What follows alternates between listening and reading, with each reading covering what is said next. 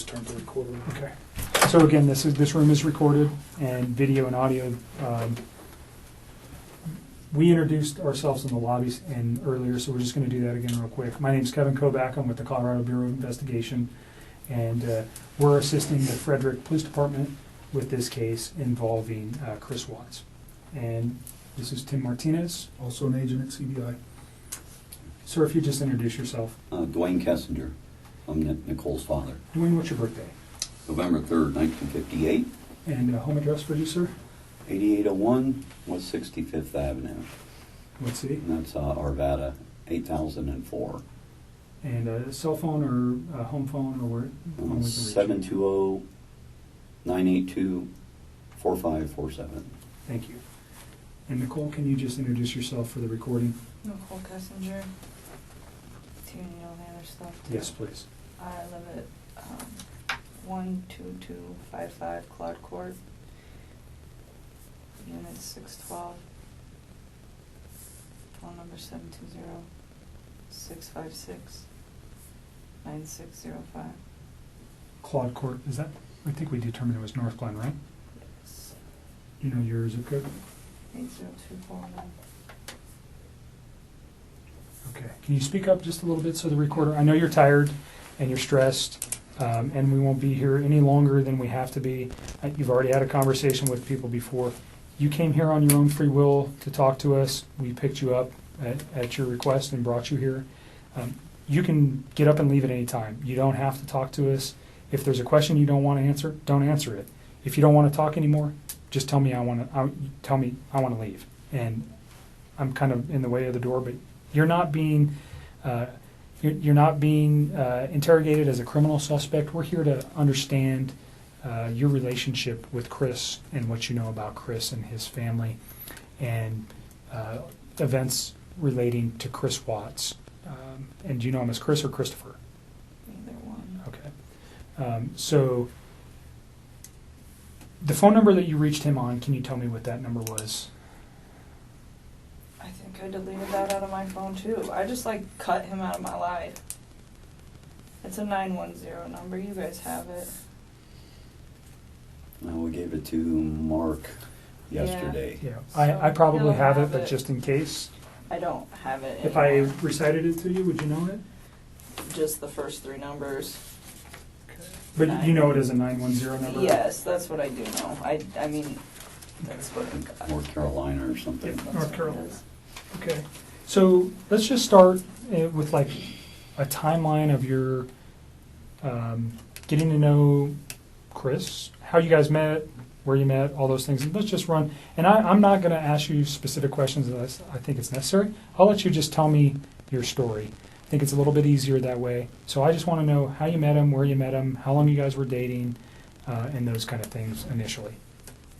Okay. I think I met him sometime in June, probably early June. It might have been May. It was just talking at work. It was pretty casual. And he didn't have a wedding ring on his finger. And every time I talked to him, he didn't tell me that he was in a relationship. He didn't even mention his kids right away either. And then one day he told me that he had 2 kids. I was like, that's pretty cool. And started telling me about his kids. That sounded like a sarcastic comment. No, I thought it was kind of cute. I was like, oh, he's a dad. It was right around Father's Day too. So whenever that is in June. Okay. Yeah. So I'm not good with holidays. He told me he had kids, and then it was Father's Day shortly after Okay. that. So that's what I do now. And I was like, I thought it was cute. And then he's telling me about him. He's pretty excited about him. And then he mentioned that he did have a significant other. And then he told me that those two were in the process of a separation. Did he mention the children's name or his significant other's name? I didn't know his significant other's name for a while. And then I think he told me his kids' names pretty quick, but to be honest with you, on an exact date of when that happened, I don't know. So in May and June, first of all, where do you work? I work at Anadarko Petroleum Corporation. I'm contracted to Anadarko Petroleum Corporation. Okay, and you work out of an office setting where? In Platteville, Colorado. Okay. And Chris also works out of that location, per Yes. se. Yes, he's in the field, but he comes into the office with his team. So you work, what is your job responsibility? I do health, safety, and environment. Okay, so you work in the office and you take care of health safety for, Anadarko is an oil and gas company, right? Yes. So you're doing health safety in the office, and Chris works in the field Yes. as what kind of job does he do? He's an operator, so I don't know like all of his daily duties, but he's a field operator, so he works with like the oil wells. So he goes out and does work on those, whatever Yes. that work might be. But he comes into the office frequent. In the Or- mornings, his team meets in the mornings. They're not all in there every day. Some days some of them are in there, some days other ones are in there, but in the mornings typically from like 6:15 to probably 7, somewhere around there. And is that where you met Chris? Yes. Okay. So can you just take us through kind of a little bit of the early part of how he courted you or you courted him? I don't know which one happened. How you guys got to know each other? I guess we just started talking. He actually, so part of my job is to manage the gas monitors that we have. So Anadarko requires all of their field personnel to carry like gas monitor sensors for toxic gases, and it's my job to control the inventory, any issues, anything like that. And we were having some pretty serious like equipment issues, and we had numerous amounts of people coming in my office one day, and he happened to be one of them. And I'd seen him before, like they meet in the lunchroom, and that's where I go put my lunch in the fridge. So I'd seen him, but I didn't ever like talk to him. So that day we just started talking, and then every time I saw him in the hallway after that, and it was always hit or miss, like it wasn't an everyday thing, it was just when I saw him, we just started talking, and we just kind of had a lot in common and just hit it off, so we'd always have, pretty good conversations, and then, I don't know, one day he told me that he had kids and started talking about his kids, and then mentioned, yes, that I have a wife, but we're getting separated. I said, okay. And then When do you think that was? when he said all that, So specifically when he told you he was getting separated from his wife, was that within the first couple of weeks that you knew him, or was that later on? You said you met him around May or June. yeah, it was still in June. Okay. It would have been before Father's Day. So had you guys ever gone out on any kind of No. date at that time? You just No, were no. conversing at work? Yeah, that's all it was. And then, I don't know. We started hanging out. We hung out. We went to a park.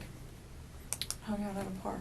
Let's go back real quick. So why did he tell you that he was getting a divorce? Did he ask you out at that time? No, he didn't. I think he was probably interested in me. And so, he talked to me a couple times via his work phone, and I was like, no. Like, it was still very, like, friendly conversation. But then when I realized, like, this man is interested in me, I'm interested in him, this is personal, so we got away from the Anadarko thing, because I really don't want those guys affiliated with any of this. And So you have a work phone that's specifically... no, I have one phone that I do both on. He has 2 phones. Okay, so he had your phone, the 720-656. That's the only number that I roll with all the time. Okay. So he has 2 phones. All right. One of those owned by Anadarko and Yes, one sir. personal. Yes, sir. Do you know what his Anadarko phone number was? Okay. It's been so long, and I mean, I'm sure I could like look it up, but I tried to look it up for those guys yesterday, and I couldn't find it. Okay. We can find it. That's okay. Just wondering if you knew it. But at that point, we just like took it to his phone because I just felt it was like better that way. And we just continued to talk, and then Let me go back to the park. Where's the park? it's like down the street from my house. It's called East Lake Number 3. Your house Yes. in North Glen? Yes. And that was in the June time frame. Or like the beginning of July. It was like right around my birthday. It's like so sometime at the very end of June or the beginning of July. Okay. And that's the first meeting you had outside of work. Yeah. The basic conversation for a first date? I mean, we kept it pretty simple, I guess, I don't even remember everything we talked about. We Sure. were there for a few hours. But Understand so if I ask about conversation, what I'm looking for, was he talking about his family? during any of these meetings? Those are the kind of, I understand, whatever you guys were talking about, relationship, your life, your interests, those things, we don't need to know that. What I'm interested in is knowing is when he brings up his children, when he brings up his wife, when he brings up financial information, when he brings up his home, when he brings up anything that may have been, and it's been a few days, so you've had a chance to reflect on some articles that you may have read, and unfortunately, that you're in a situation where somebody has been murdered.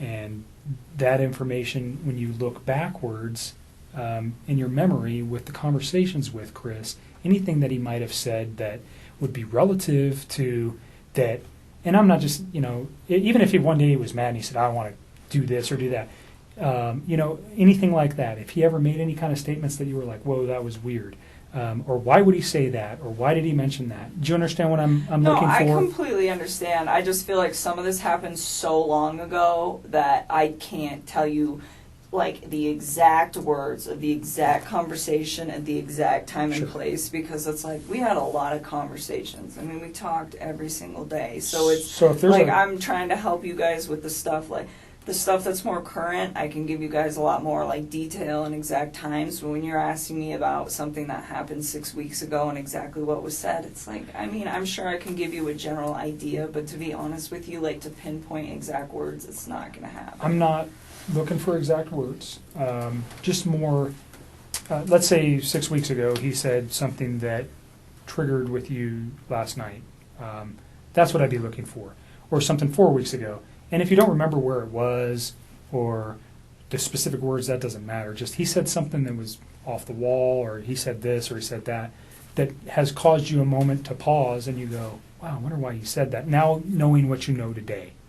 Do you understand where I'm going with that? I completely understand. And to be honest with you, I mean, there were several discussions that we had about his current relationship and where it had gone and what it had caused. And he talked about his kids from time to time. But the thing is he was never hostile. It was never anything aggressive. Like even when he spoke of his wife and the fact that they were separating, it was never like ill. It was still very kind. It was just like, this is not working, and would explain why, but it wasn't anything out of the ordinary or anything that I think would scare me. And to this day, even after everything that I found out, I still look back at that and I don't see any red lights with the way that he spoke of his family. Okay.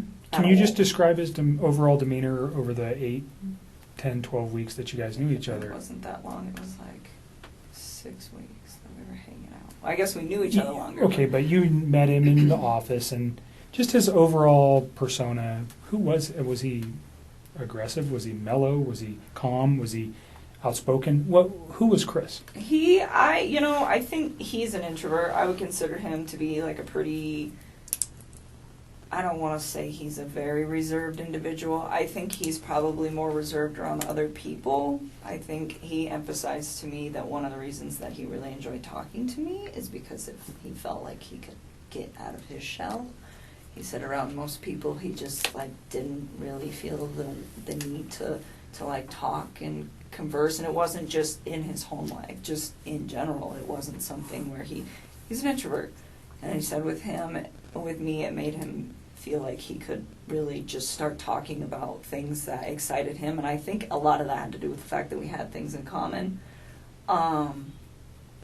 So with me, I think he was a little bit more outgoing, but even then, I would still consider him to be an introvert.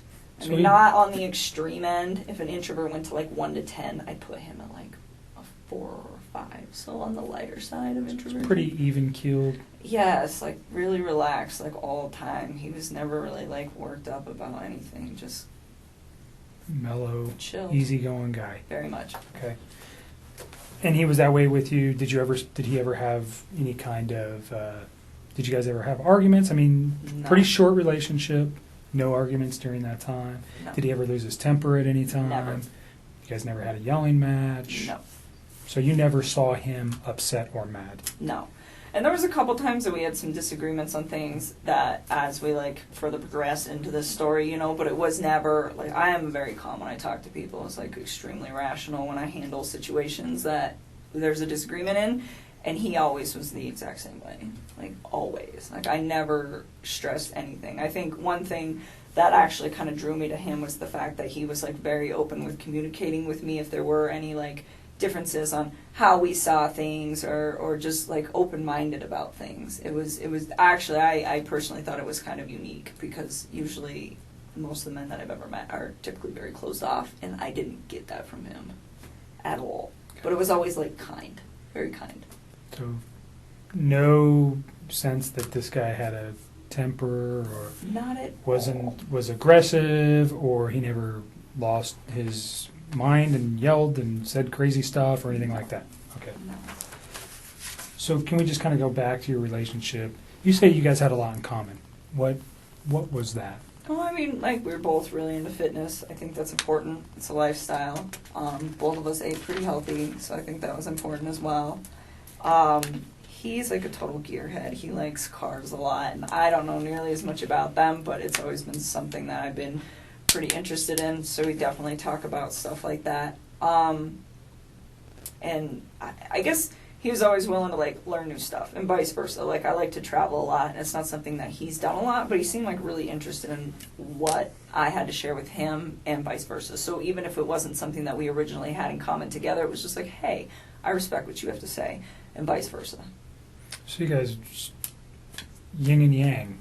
You got along pretty well. Very well. And no time, he never gave you an indication that None. that he was having issues. So during your guys' dating time, did you guys spend most of the time at your place? Always.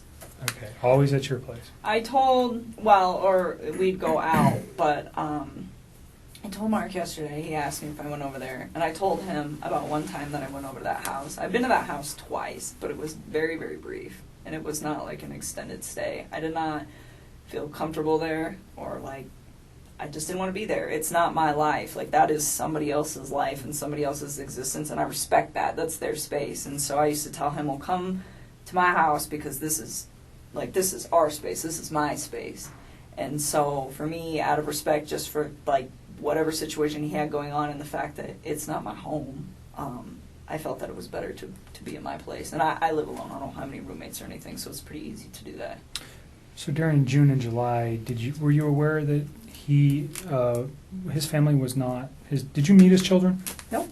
During Want June to. and July. And he didn't ask me to. Okay. I mean, not that I didn't want to ever. It was just not now. It's like you're not finalized with your separation, and not only that, we've barely been dating. Like, you can't introduce kids to somebody new in a situation like that. That's something that takes time. I mean, would I have liked to have met them? Of course. That would have been a great honor for me to have somebody introduce their children into my life, but not then. It was something that it was like, okay, well, let's see where we're at in 6 months. Let's see where we're at in a year. And if we're still doing this and you and me are still, happy with where we're at, and you think that this is something that is going to be long-term and is worth bringing your children into the picture, then yes, I would love to meet them. But it's like, not right now. You are still in this situation where you're not even completely out of it, and I'm getting in it, and that's not fair for them. And that was kind of the policy that I had with him, it was just like, yes,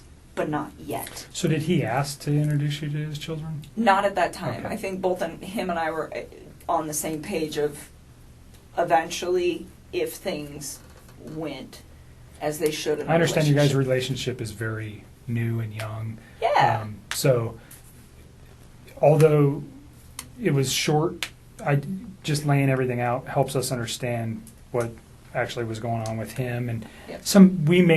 I might ask you a question and you're going, why the heck would he ask me that? Probably because I have information that I'm not willing to share with you, and I'll tell you that right now. I'm not going to tell you. Some questions I'm going to ask you, and you go, what the heck?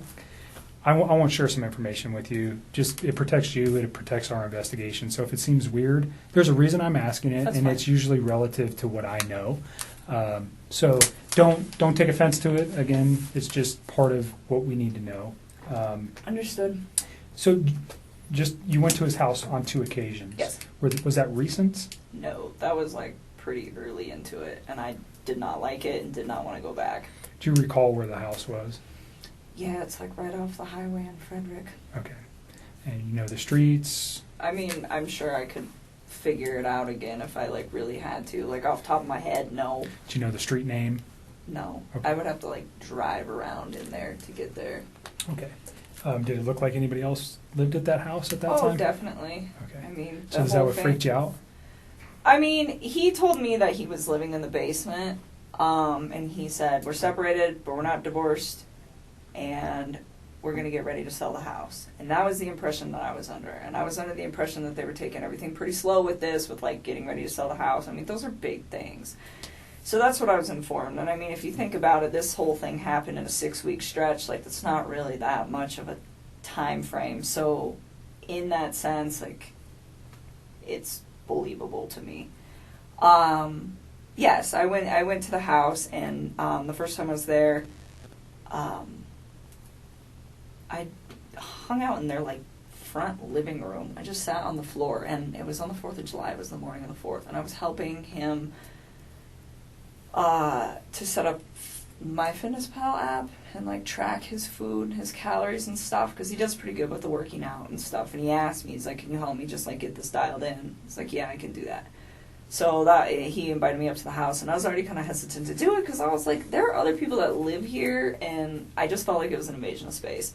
And so I went up there, and we just stayed in that front room, and I helped him out with that, and got him all set up with that. And then, he asked me if I wanted lunch, and he grilled chicken and carrots. And then that's all he had. And I was like, okay, so we ate, and then I left. And then there was another day about, I can give you the date-ish. Let me look at a calendar. I think it was the weekend after my birthday. Just a thing on the courtesy for the phone for, what was that guy's name, Don? This gentleman, Oh. Thornton PD. I just met him today. Oh, Do you want to do the phone I forgot today? about that. For TPD? It's not for them. They're doing it for us. Yes. We don't have the equipment with us to do it, and I asked them to do it for us. They're not involved in this investigation. He would just be a computer person. He would not be looking at any of this stuff. That would fall to myself. So keep that in mind. He's not involved in this investigation. Thornton PD has nothing to do with this, other than letting us use their facility and helping us with some electronic download. He's not going to look at your phone right now. He's going to put it on a disc, and they're going to give it to me. Gotcha. I don't know, what do you think? I really want to help you guys. I do. I feel like this whole thing is just going to be crazy regardless of whether I give you my phone or not. I mean, that's kind of how I look at it. Like, it's happening. It's going to happen. Well, the text Media's just reiterate gonna- what you've been saying all along, so it's not like... Well, they do. That's the other thing, too. I mean, that's kind of a good backup. Yeah, I'll give I it think to 'em. you hit the nail right on the head. There's reasons why we want everything. It validates things that we know. I'm not going to come out and tell you that if you tell me something today, we'll validate it with your text messages, whether it's the ones we have now I or the will- ones you're going to give us. I'll give Certainly. it to him. If you want to go get him. I want you to read this, is what I want you to do before you decide that, okay? So the second time I went to that house, I'm not sure what day it was, but it was the weekend of the 14th. Of August? July. I don't know if it was the 14th or the 15th. One of those 2 days. But we had went out and we stopped there just real quick on the way back. And we were there not very long. But that time I saw a picture of his wife and one of his kids. And I remember thinking to myself, like, wow, she's so beautiful. And I like took a step back and I was just like, this man has a gorgeous house. He has beautiful babies. He has a beautiful wife. He has an awesome job. Like, why would he want to leave this? And I remember talking to him about it, and that was the first time that I tried to actually say, what do you think about not separating from your wife? Like, what if you really try to work on this? And he had expressed to me that we've tried to work on this and it's not working, so that is why we're separating. And I spent some time, like, just, you know, kind of, because it almost made me feel bad, where I was, like, to the point where I'm engaging in a relationship with a man who, the way he described it, is in a contractual agreement, but was not in, like, an emotional relationship with somebody.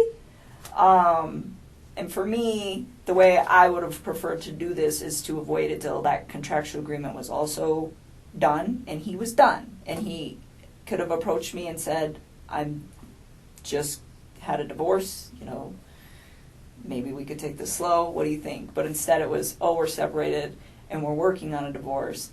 And that is the part that I feel bad about, because I should have waited on that and I didn't. And, you know, I was just like, well, they're already there. So, you know, but then being in a house was just like, why? Fix this. Find a way to fix this. Make it work, you know? And I was like trying to push him to do it, and he seemed pretty reluctant to do it. He didn't want to.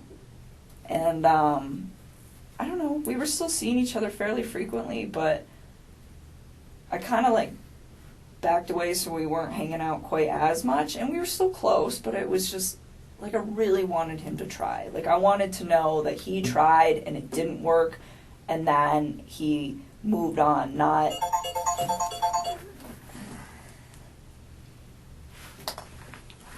that, you know, they both kind of tried and then he got himself into a situation with somebody else. And I don't know, I just thought he had a beautiful life going on, and he could have made it work.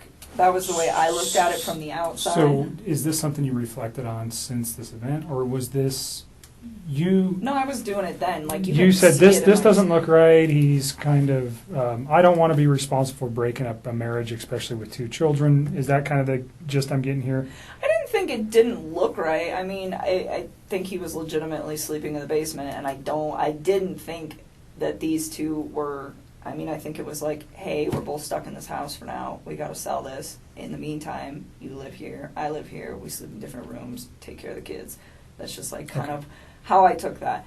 And no, I didn't think it didn't look right. I just thought it just seemed like he had so much going on, and it was just beautiful that I was like, why don't you just try this out, you know, and see if you can fix it. And he'd always be like, well, what about us? What about us? I'm like, don't worry about us. Like, that is more important. Like, try to see if you can, like, salvage whatever it is that you have going on with your wife. And you know, I always got the impression that he was a great father to his kids, like, always.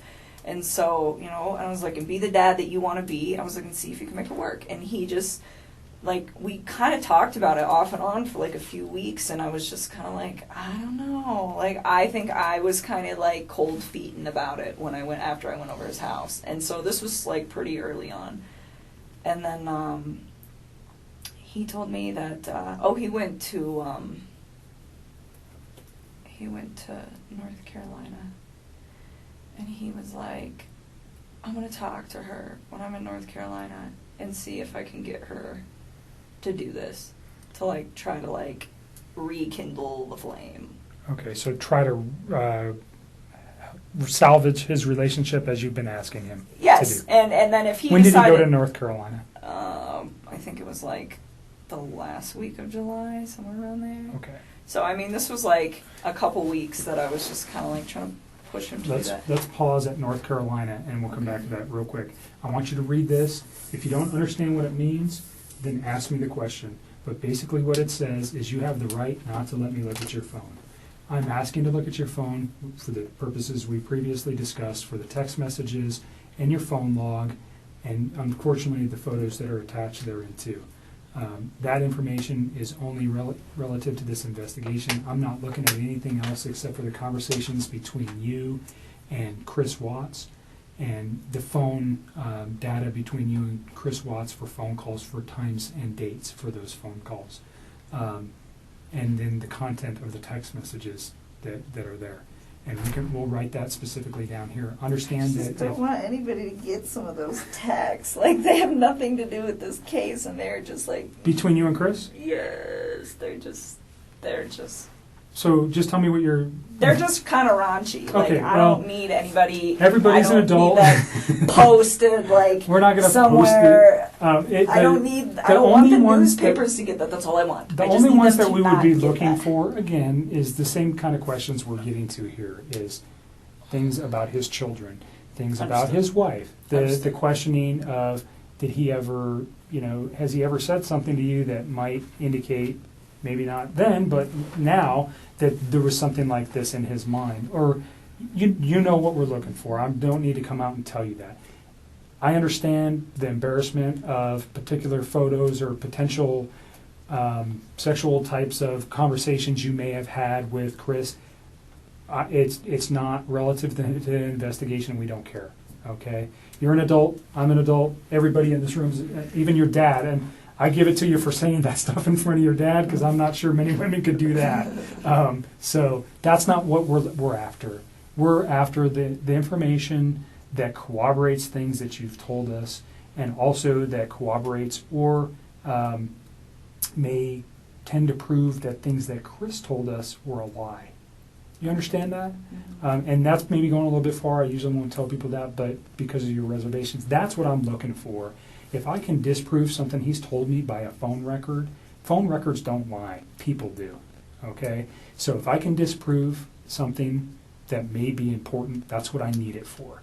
I'm not saying I can. Has it happened before? Absolutely. Is it critical in cases that I've worked in the past? Yes. So that's why I want it. Okay? Again, you don't have to give it to me. You can tell me, I don't want you to have it. Go get a warrant. I'm not even going to tell you if I go try to get a warrant right now. I'm just asking for you to consent. And again, we can write right here what you're willing to give me, which is the text messages and the phone log. And unfortunately, again, the attachments on some of those text messages. And I'll write it on there, and then you'll just sign it. Okay? Do you understand the questions there? Do you have questions about any of the things that it says? You understand you don't have to do this. You're doing it of your own free will.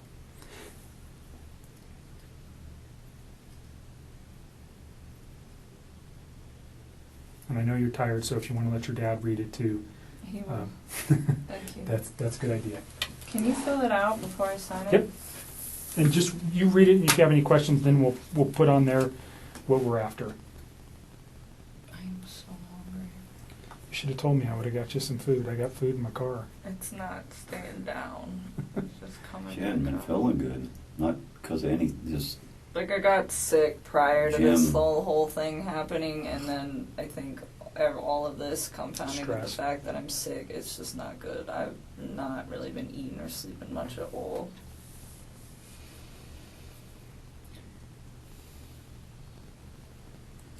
yeah. I'm with you. We definitely need to accelerate the case because the more it takes, the less sure that they are of situations. But on the other end, I think if you do just that only, You tell me what you're willing to provide to me, and we'll is write that it good on. enough? I just want, like, our text conversation, and then, I guess, our phone call records. So I'm going to put. So the time and date of the phone call records, and then our text message. Could we Text. get photos of him? Huh? Could we get photos of him? Off of Would that? you mind if we got his photos that he sent to you? Oh, well, they'll be in that text message thing. So all his photos were sent. There was no apps or anything else you No, used that you no, guys no, were no, sending. no, It was no. all just text messages. Yeah, Okay. So it'd be an attachment to a text that he sent you. pretty much. But Everything is in the text and the phone call records. so Like, all of it. because we don't have it on tape, we discussed prior to turning the tape on Tuesday, which would have been the 14th of August. You had read some newspaper articles on the 13th and the 14th that regarded this case. You had also had a conversation with Chris at some point during the day on Monday. And on Tuesday, because of what you found, specifically what you said was, and don't let me put words in your mouth, but you found out that his wife was pregnant. And yes. And you did not know that prior. And you found that out via the newspaper articles, and that caused you concern. Well, I just realized that he was lying to me, and I was like, well, if you can lie to me about this, what else are you lying to me about? And it made me realize that maybe his wife was in danger at that point, and it was day 2, too, and she still wasn't home. What did that cause you to do with your phone, though? Oh, what, when I deleted those? Yeah. I was just kind of grossed out by him, to be honest with you. I was just like, I don't know what's going on right now, but you just lied to me, and I don't want to see this come over my phone anymore. So I removed it. So you you already said, but you removed text messages? I deleted all of his stuff because he lied to me. I mean, that's what it was. It was the hurt that made me delete it, and then it was the lie that made me start questioning everything else he'd been telling me for the last few days. And that's when you decided to come forward? Yes. Okay. So just for context, Yes. when people delete stuff off phones, usually we go, No, hold on no, a second. no, no. It And wasn't that's why I malicious wanted, at right. all. It Yeah, no, I'm wasn't not saying it's malicious at malicious, all. He lied to me. It just hurt. Like, I had never felt like he'd ever lied to me before. And it was a big lie. I mean, Right. telling somebody that you're in the midst of a divorce and then you have a wife that has a 15-week-old baby on the way is a huge, huge thing. And I was very taken back, and it was hurt. And so at that point, I deleted it. I had a few more quick things to say to him, and then I just got rid of him. That's literally what I did. I just cut him out of my life. It would have honestly been like a bad breakup kind of thing. Like, if none of this other stuff would have happened, that's what it would have been. That would have been the end of it. The information was not destroyed because there was anything in there that would be harmful to you or potentially to Chris at this point, but harmful to you in particular. That's not why you did it. No. You did it out of, excuse my language, this guy's an asshole, so I'm getting rid of him, and I'm getting this stuff off my phone. That was like me kicking him out of my life. Okay. And then, like I said, and then realizing that he lied, that was when I was like, okay, maybe his family is in danger, and they're not coming back, and they're not staying with a friend. Yeah, when did I go over there? Tuesday morning? Wednesday morning. Wednesday. I called you Wednesday morning. That's when we started discussing you guys need to get everything that it just... You can understand the importance of, Oh, no question. We were... like I said, people lie, phone records don't, and they really help specifically establish dates and times. Mhm. I think we have a very good grip on that in this case already, but there may be a time when we go, we need to know something else, and then we would have it. We don't want to lose it, and that's really what it is for us, is if we lose information that later on we go, man, I wish we would have got that. And we may never even use these. We may never even look at them. But if we have it now, then we don't worry about losing it. So I appreciate you being cooperative and giving it to us. Yeah. So the first thing I wrote was text messages between Chris Watts and attachments. Okay? So, because we're talking about the photographs, unfortunately, that cause you much disdain. And then I am going to put phone log for calls between yourself and Chris Watts. Your phone number is 720. 656 9605.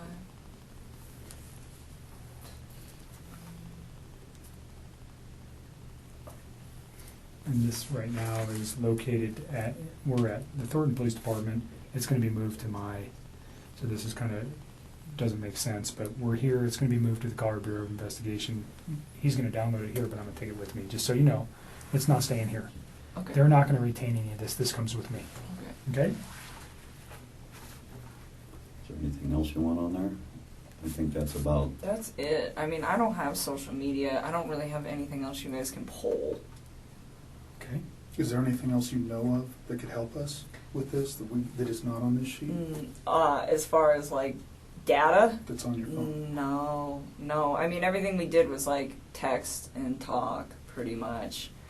I mean, and like I said, any pictures that I had, like even if you were to restore all my regular photos, there's so many pictures in there, and you wouldn't even know which ones were for him and which ones weren't. But any picture that I wanted to send to him, I sent via text. So if you guys go through the text and the attachments, you will have you will have everything that wasn't said verbally and was done via text. But I think that's it. Like, I don't have anything else. As far as, like, no Facebook, no Instagram, no Twitter, no LinkedIn, like, none of it. So, there was never any of that kind of correspondence. So I think that should probably cover everything you guys will need. Is there any particular messages that would help me so I don't have to look at, because whatever's on your phone, I don't know how long we're going to get back to, but let's say is there a particular date or time or message that stands out to you that would be relative to, specifically to the investigation into this case, that might assist me in understanding why something like this could have occurred? I'm still in shock that this whole thing happened. I Like, can imagine. That's why I gave him the benefit of the doubt for the first day, because I was just like, no way. Like, I didn't even think about that. I mean, murder was not on the top of my mind when somebody doesn't come home for an evening, especially if they've just, like, had some sort of, like, heated conversation. It's like, okay, you guys are separating, you have a heated conversation, you leave for a night. Like, I didn't even think this guy killed his wife. I mean, that like, murder is on something on the top of my mind when I call one of my friends for 3 or 4 hours and she doesn't answer the phone. Like, that doesn't even process to me as, like, a real thing that is a possibility at that point. And so that's why I gave it a day, and then the second day I was talking to him, he was just, like, a hot mess, I could tell. And then with, like, the way he was talking to me, and then that's kind of when I cut him off and I stopped talking to him. And then... So remember what you just said, and we're going to get to that, because that's probably a very important conversation. So if you want to know days, but I would probably honestly just start at, like, Sunday and work your way forward. I mean, all the rest of that stuff, it's just, like, the small talk of, like, hey, this, you know? I mean... And your relationship building through the 6 Yeah, weeks. I mean, like, and if you go, like, maybe, like, a week further back, like, there's times, like, I was trying to help him find an apartment, like, just for him, not for me, but for him and his kids, to get set up. And, like, there's times where I'm like, well, where's your wife moving to? Like, how close is she going to be to you? You should be within, like, 30 minutes of your kids, so they're close. And, like, you want to be close to their school and close to your gym. And, like, what's your price range? Like, I was helping him get all of this stuff set up. And it was, like, in a very decent manner. And I don't know if all of that is in text. Some of it's probably on the phone. Like, at this point, I've talked to him so much that I don't even know which parts are, like, verbalized and which parts are texted at this point. But we can figure it out. Okay. You see what I wrote? Text messages between Chris Watts and attachments, and then the phone logs for calls between your phone number and Chris Watts. Mm-hmm. Those are the 2 things that we'll ask to be extracted from your phone. So if you're okay with that. Why does it say items removed, cell phone data? Isn't that this? That is that, and that's what he's Oh. going to remove, and then that officer is going to fill that out. Got you. What is the date? I don't even know what Today is the 16th.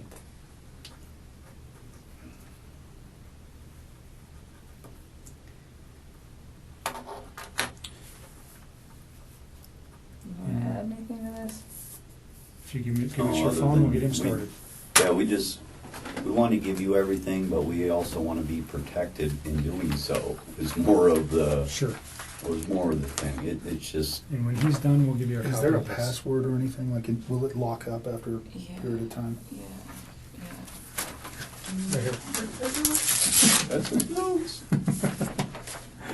And Make sure there's nothing written on the back. There's not. I checked before I read it off. Let's go back to North Carolina. Okay. He went to North Carolina, and he was trying to rehab his marriage with his wife. He said. Do you he know was- her name at this point? Yeah. Okay. Are you okay saying her name? It's Shanann. All right. And do you know the children's name? Yes, it's Bella and Celeste. Okay. Cece. She went by, they called her Cece. Mhm. All right. So he went to, were they in North Carolina They were already already? there. If you want something. I don't know if my stomach will do that. Yeah, they were already out there. He just flew out there to meet up. Do you know why they were there? They're all from there. Okay, so they were there They for... were visiting her family for the most part until he got there, and then they still were mostly visiting her family. Okay. Hey, do you know how long they had been there? A while, like weeks. All right. And he flew out to join his family there. Yep. Did you know specifically where he flew to? What, airport? No, what city? No, not off the top of my head. Okay. I'm sure if I thought real hard, maybe I could think about it, but I mean, come up with it, no, I don't know. All right. So he goes there. You said it was like the last week of July? I think so. I think it was like one of the last days of July. I'm almost positive. I think it was a weekday. Okay. Yeah, he flew out there, and I thought I had like convinced him to like try to make peace with her, and I was like, if you guys work on this, like, I'm out. Because what's the point? Like, I'm not trying to be with somebody that's in another relationship, which I know that sounds silly given the whole relationship that we had in the first place, but I really was under the impression that they were separating. I mean, it was like reiterated to me so many times that that's what I thought it was. And it made sense to me too, because like he could pretty much call me whenever he wanted. Like, I was the one that would tell him like, hey, when your kids are awake, you need to spend time with your kids. Like, do that. And then after they go to bed, like, if you want to talk to me, you can talk to me. But it was never like this super, super restricted thing.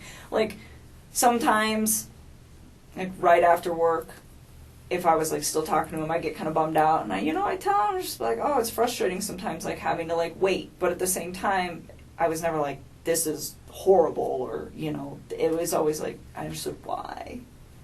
But then once his kids were asleep, he never, like, had any, it was like he could do what he wanted. Do you know what I'm saying? Like, Sure. He was in his basement and she's upstairs and they're not speaking.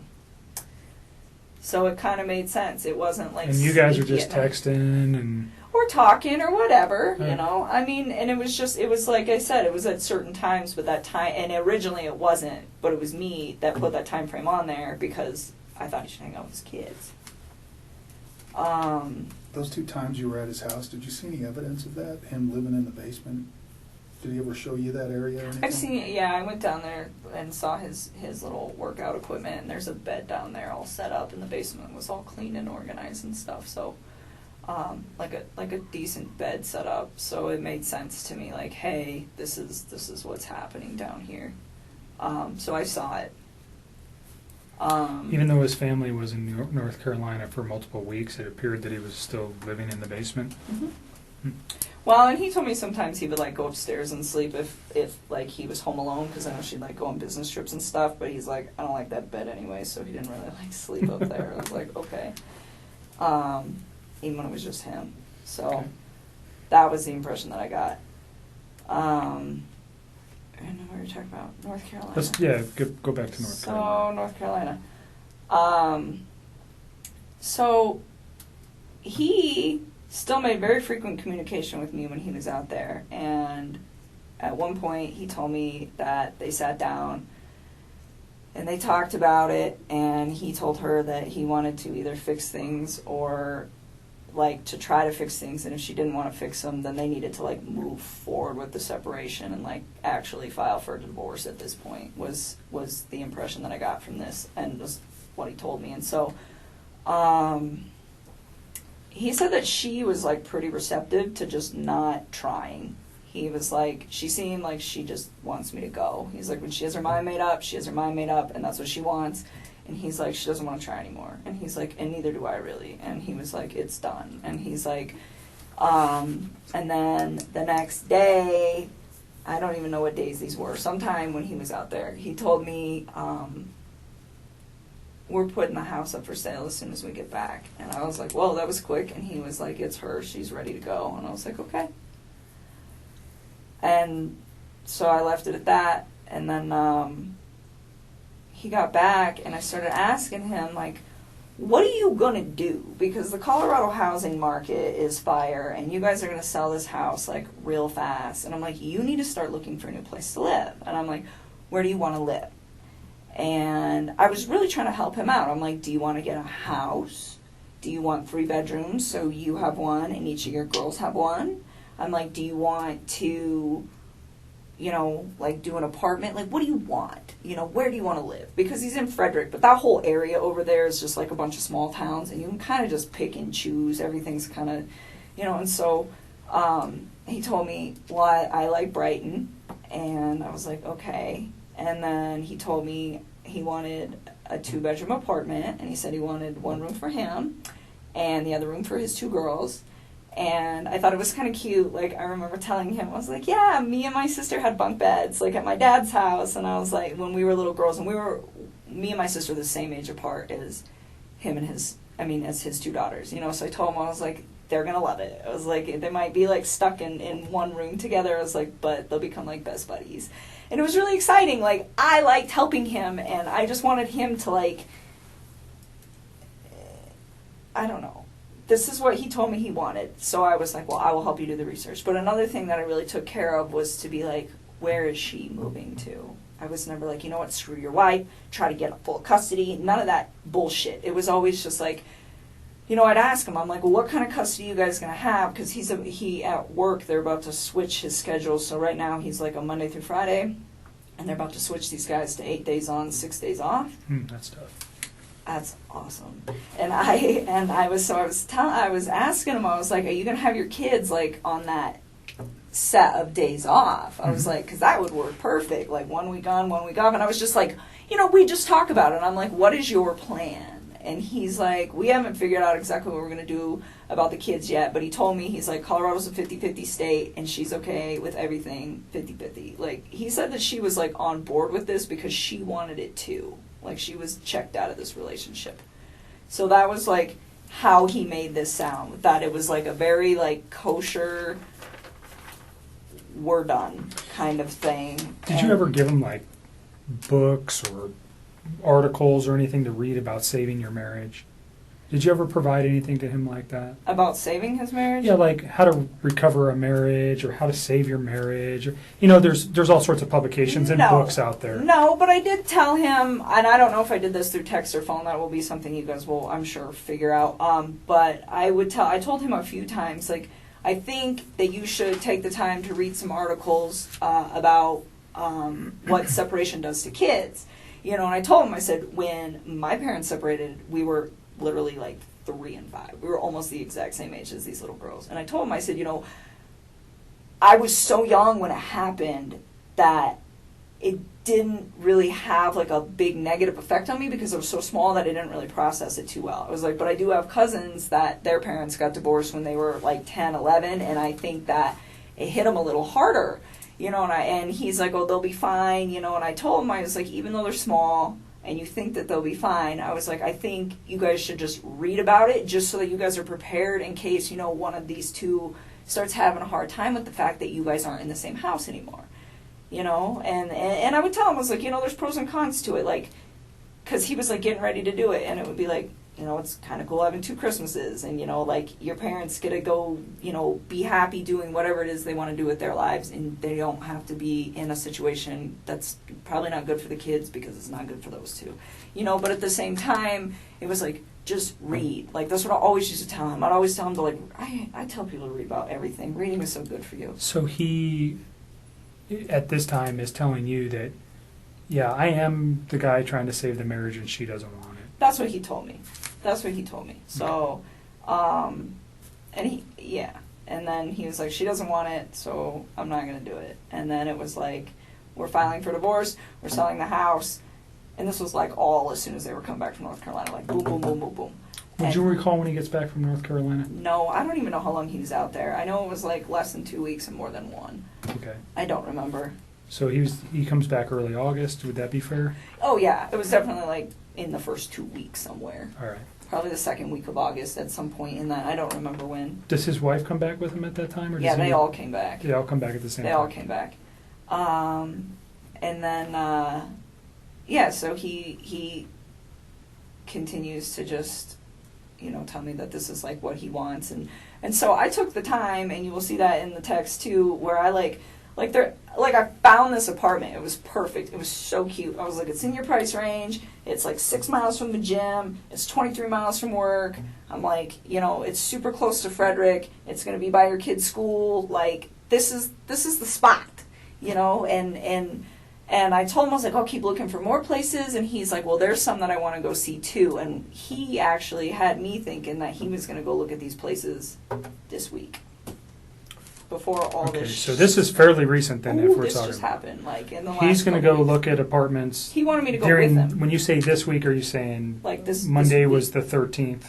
Like this week. Okay. Yeah, so I told him, I was like, well, pick out a few spots, and if you want me to come with you, I'll go look at them, but you know. You said earlier that he had never, or that the apartment wasn't for you and him. It was just for him and his children. Oh, yes. It was you had no intentions of moving in with him. No, I have my own spot. I still have a lease there till July, and even then, like, he never asked me to move in with him, Okay. and I never tried to move in with him. I mean, I told him, I really try to take everything with this whole situation very slow. The only part that I screwed up on was the fact that he wasn't completely separated from her when him and I decided to spend time with each other. That is where I screwed up.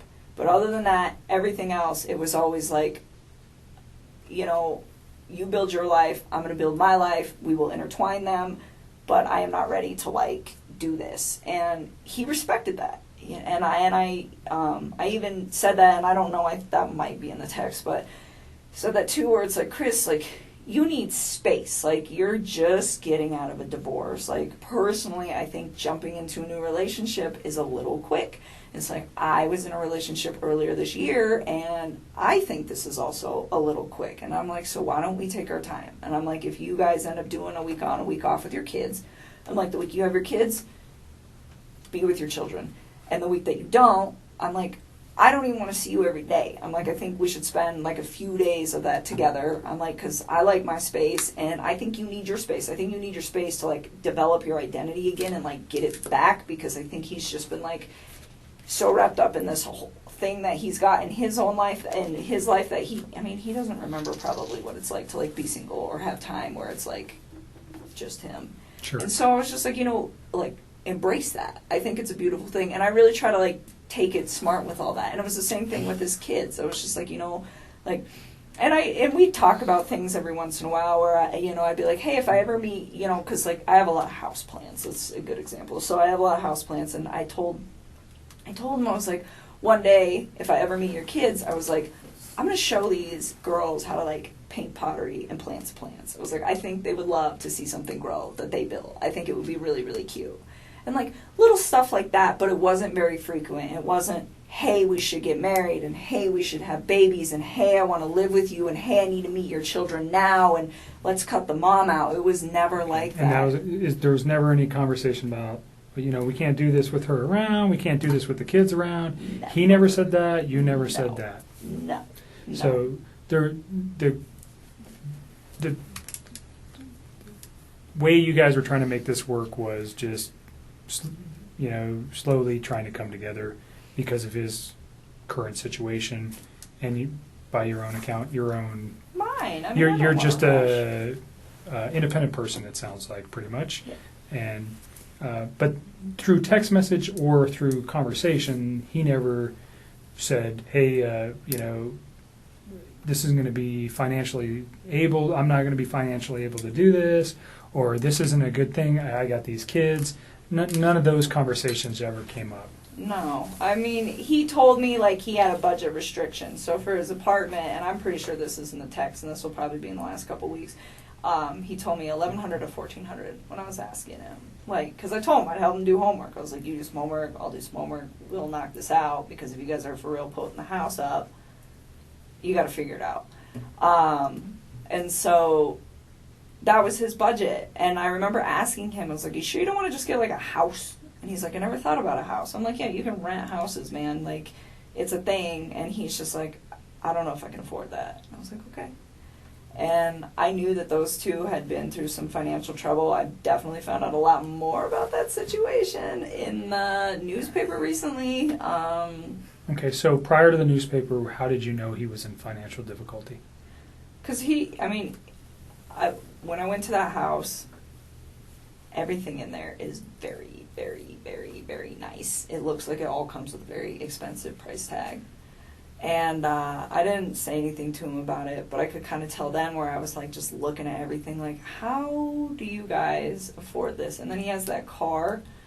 I don't even know how much that car costs. But I bet it's what car is that it? Lexus. I'm sure that thing cost like 80 grand, but just like money. Like everything just looked like it cost a lot of money in that house. You probably have a decent idea of how much money he makes. Yeah, and it's not enough money to pay for all that. Not even close. Did you have any idea of what Shanann did for a living or how much money she might have made? I mean, I had an idea. I would consider her like a sales rep. I don't know how else to describe that.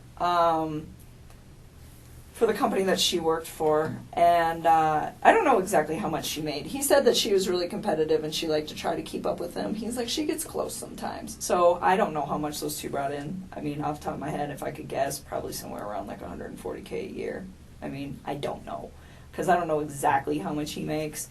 And I don't know exactly how much she makes. But based just off of like what I know about the oil field, like, yeah, I would say that's probably an accurate estimate. So even if they're making, let's just use the figure $100,000, they're living above their means or below their means? Oh my God, like way too much. Way Did he ever too discuss with you any of those issues? I mean, a little. I mean, I didn't know about the bankruptcy or any of that till I read on the newspaper about that. But I think he was really frustrated with the situation. He told me, he's like, I feel like my paycheck goes in my bank account and I just watch it go like this. He's like, but it doesn't have to. He's like, she makes it like that. And I was So just was like, he resentful for that? I don't know if he was resentful. I just think he was frustrated by the fact that they could be doing a lot better financially, and she, from the vibe that I got, had really bad spending habits. So she was a spender.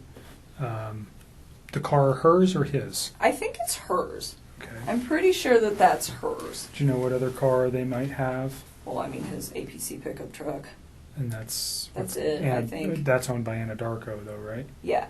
But so I don't think they own any other vehicles, as far as I know. I think it's just that thing. And Anadarko doesn't allow him to drive that on his own personal time, right? No. So he's just got one vehicle. Yep.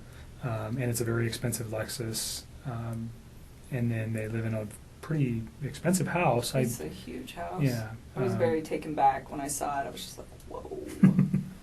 How? And then you the guys, fixtures inside caused you to pause. Everything was just like. And then you mentioned today you read something about bankruptcy. Yep. What did you read? That those guys filed bankruptcy for a lot of money in. Who are those guys? That couple. Okay. In 2015. Oh, Shanann and Chris. Thanks. Filed bankruptcy in 2015. Okay. And you said for a lot of money. Do you recall the amount? No, because it was different in each of the newspapers, and I don't know which one to believe. Okay. So, hundreds of thousands of dollars.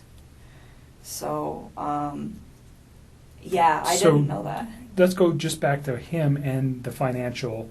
He tells you he has a concern enough to at least express something to you that he's frustrated with the way she spends, or he's upset with working so hard and never having any money, and she's kind of the responsible party for spending most of the money. I pretty much got that vibe. I mean, he just told me, he's like, we're house broke all the time. I was just like, that's unfortunate. And I asked him, I was like, do you have 401k? And he was like, yeah. And I mean, the reason I ask him this is because if I get in a relationship with somebody, I want to know, like, what kind of baggage that they have. I think that's important if I walk into a situation where I'm like, hey, I have good credit and I have all these things that I've been building, and you don't have your stuff together, like, what are we going to do with this? And it's important for your long-term You're smart. thing. So I'm preparing. And so I just asked him, I was like, well, do you have 401k? And he was like, yeah, I do have that. And then I asked him, I was like, I didn't ask him, like, how much debt they had or anything, but I just said, is your lifestyle sustainable? And he was like, no. And I was like, how long do you think that's going to take? He's like, I don't know, but it's not sustainable. Where did his girls go to school? I don't know. He never actually told me. Like, when I asked him once, it was like when I was trying to find him an apartment, I was like, are you comfortable telling me where your girls go to school? That's in the text too. I was like, so I can figure out what distance from the apartment it is. I was trying to just make his life convenient with, like, him, his ex, his kids, and all the stuff that he needs to do and work. And he was like, don't worry about it. Their school's pretty centrally located, so anywhere in the area that we were discussing will be fine. And he just left it at that. So he didn't even tell me, which was fine. I respect that. Daycare is obviously very expensive for a 2, 3, and 5-year-old. Oh, yeah. right? So I understand. did he ever bring did he ever discuss that? Never. Okay. Never. Like I said, the only financial thing he ever said is just like, she just likes to spend money, like a lot of Okay. it. So that was just kind of the vibe that I got from that, and that it was a lifestyle that she liked to live, like very, like materialistic kind of lifestyle. Wanted to Like it was- project a certain image. Yes, all the time. And he said that was why they got that house too. It's like she wants everybody to think that we live a certain way and that we can like sustain all this stuff. And he's like, and we can't. And I told him, I said, when you're in those situations, why don't you, I'm like, do you like voice your concern about this? And he told me, he's like, when I try to talk to her, he's like, she's really bossy and she usually shuts me out. And he's like, when she does that, he's like, I just let it go. And I was just like, all right. I mean, I don't try to like interfere with how those two interact. But I did ask about it because I'm just curious, because I would never put myself in a situation where someone was like, you know what, we're going to live in this house that costs like double what we can afford, and that's how it's going to be, because I want everybody to think we're fancy. Because I wouldn't do that. I mean, to me, like, I wouldn't put up with somebody doing that to me. And I'm not saying that that's what she was doing. I mean, for all I know, he could have been completely lying about this. He could be the one spending all the money. Sure. You know? This is just what he told you. Exactly. So, I mean, that's as far as I can interpret it. So I can't be like, well, oh, she needs to do this and she needs to do that. But he voiced his concern where it's just like, financially, I'm in a very bad spot that I don't need to be in, but I'm stuck in. And that was kind of where he was at. So, but I mean, he was never like mean when he talked about her. He was never hostile, like nothing like that. He just, I mean, very calmly, like, this is the situation. And I think the only reason that he even provided me with that information is because I asked. Okay. You said something about her being controlling or Bossy. bossy That's what he said. um, Bossy. in like all aspects of their life, or what? Do you know exactly what he meant by that? How that affected him? I think he was just saying when he voices his opinion, it's not her. Is the gist of that, which I thought, from what it sounded like from their separation, from them trying to separate, that was a big deal for him, where he was saying that the reason that they don't really get along anymore is because he feels like he's not heard. He Okay. says that he comes home from work and he tries to talk to her and she'll just be like, 1 minute, I'm on the phone. Or she'll like scroll through social media and she like doesn't acknowledge him. And he said that he'd addressed it with her a few times and they're calm. He said they don't really like fight. Like they don't scream and yell. And he said he'd addressed it with her a few times and he said it just fell on deaf ears. He's like, she just seems like she's not interested anymore. And I think it made him sad because, I mean, he was like all about his kids and he seemed like he was trying to be all about her, but it just wasn't reciprocated. And I think at that point he was just like, they just kind of like fell apart. Okay. Just kind of drifted apart. Is that But was that your words or his? what that they Fell apart. those are mine. Okay. Those are mine. He just said that they didn't communicate very well, and it wasn't in a aggressive way. Communicate. It was just the fact that they didn't like communicate at all.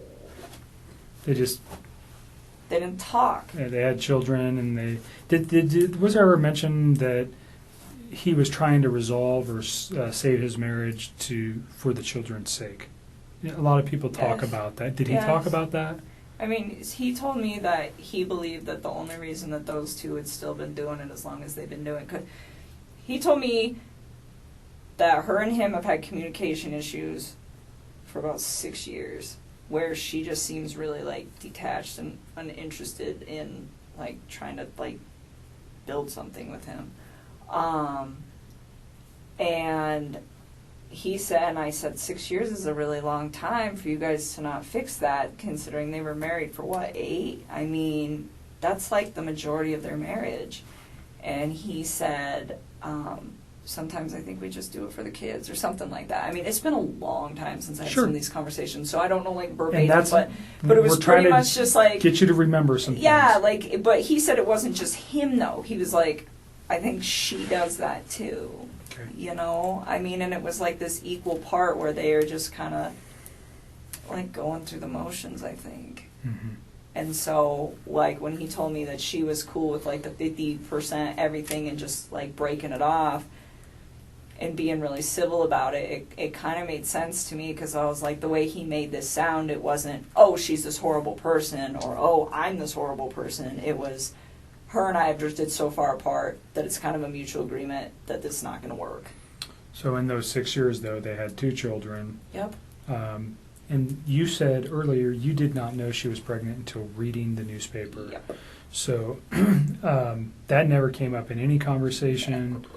There was no indications that that was going on. None. He never hinted to anything like Nothing. that.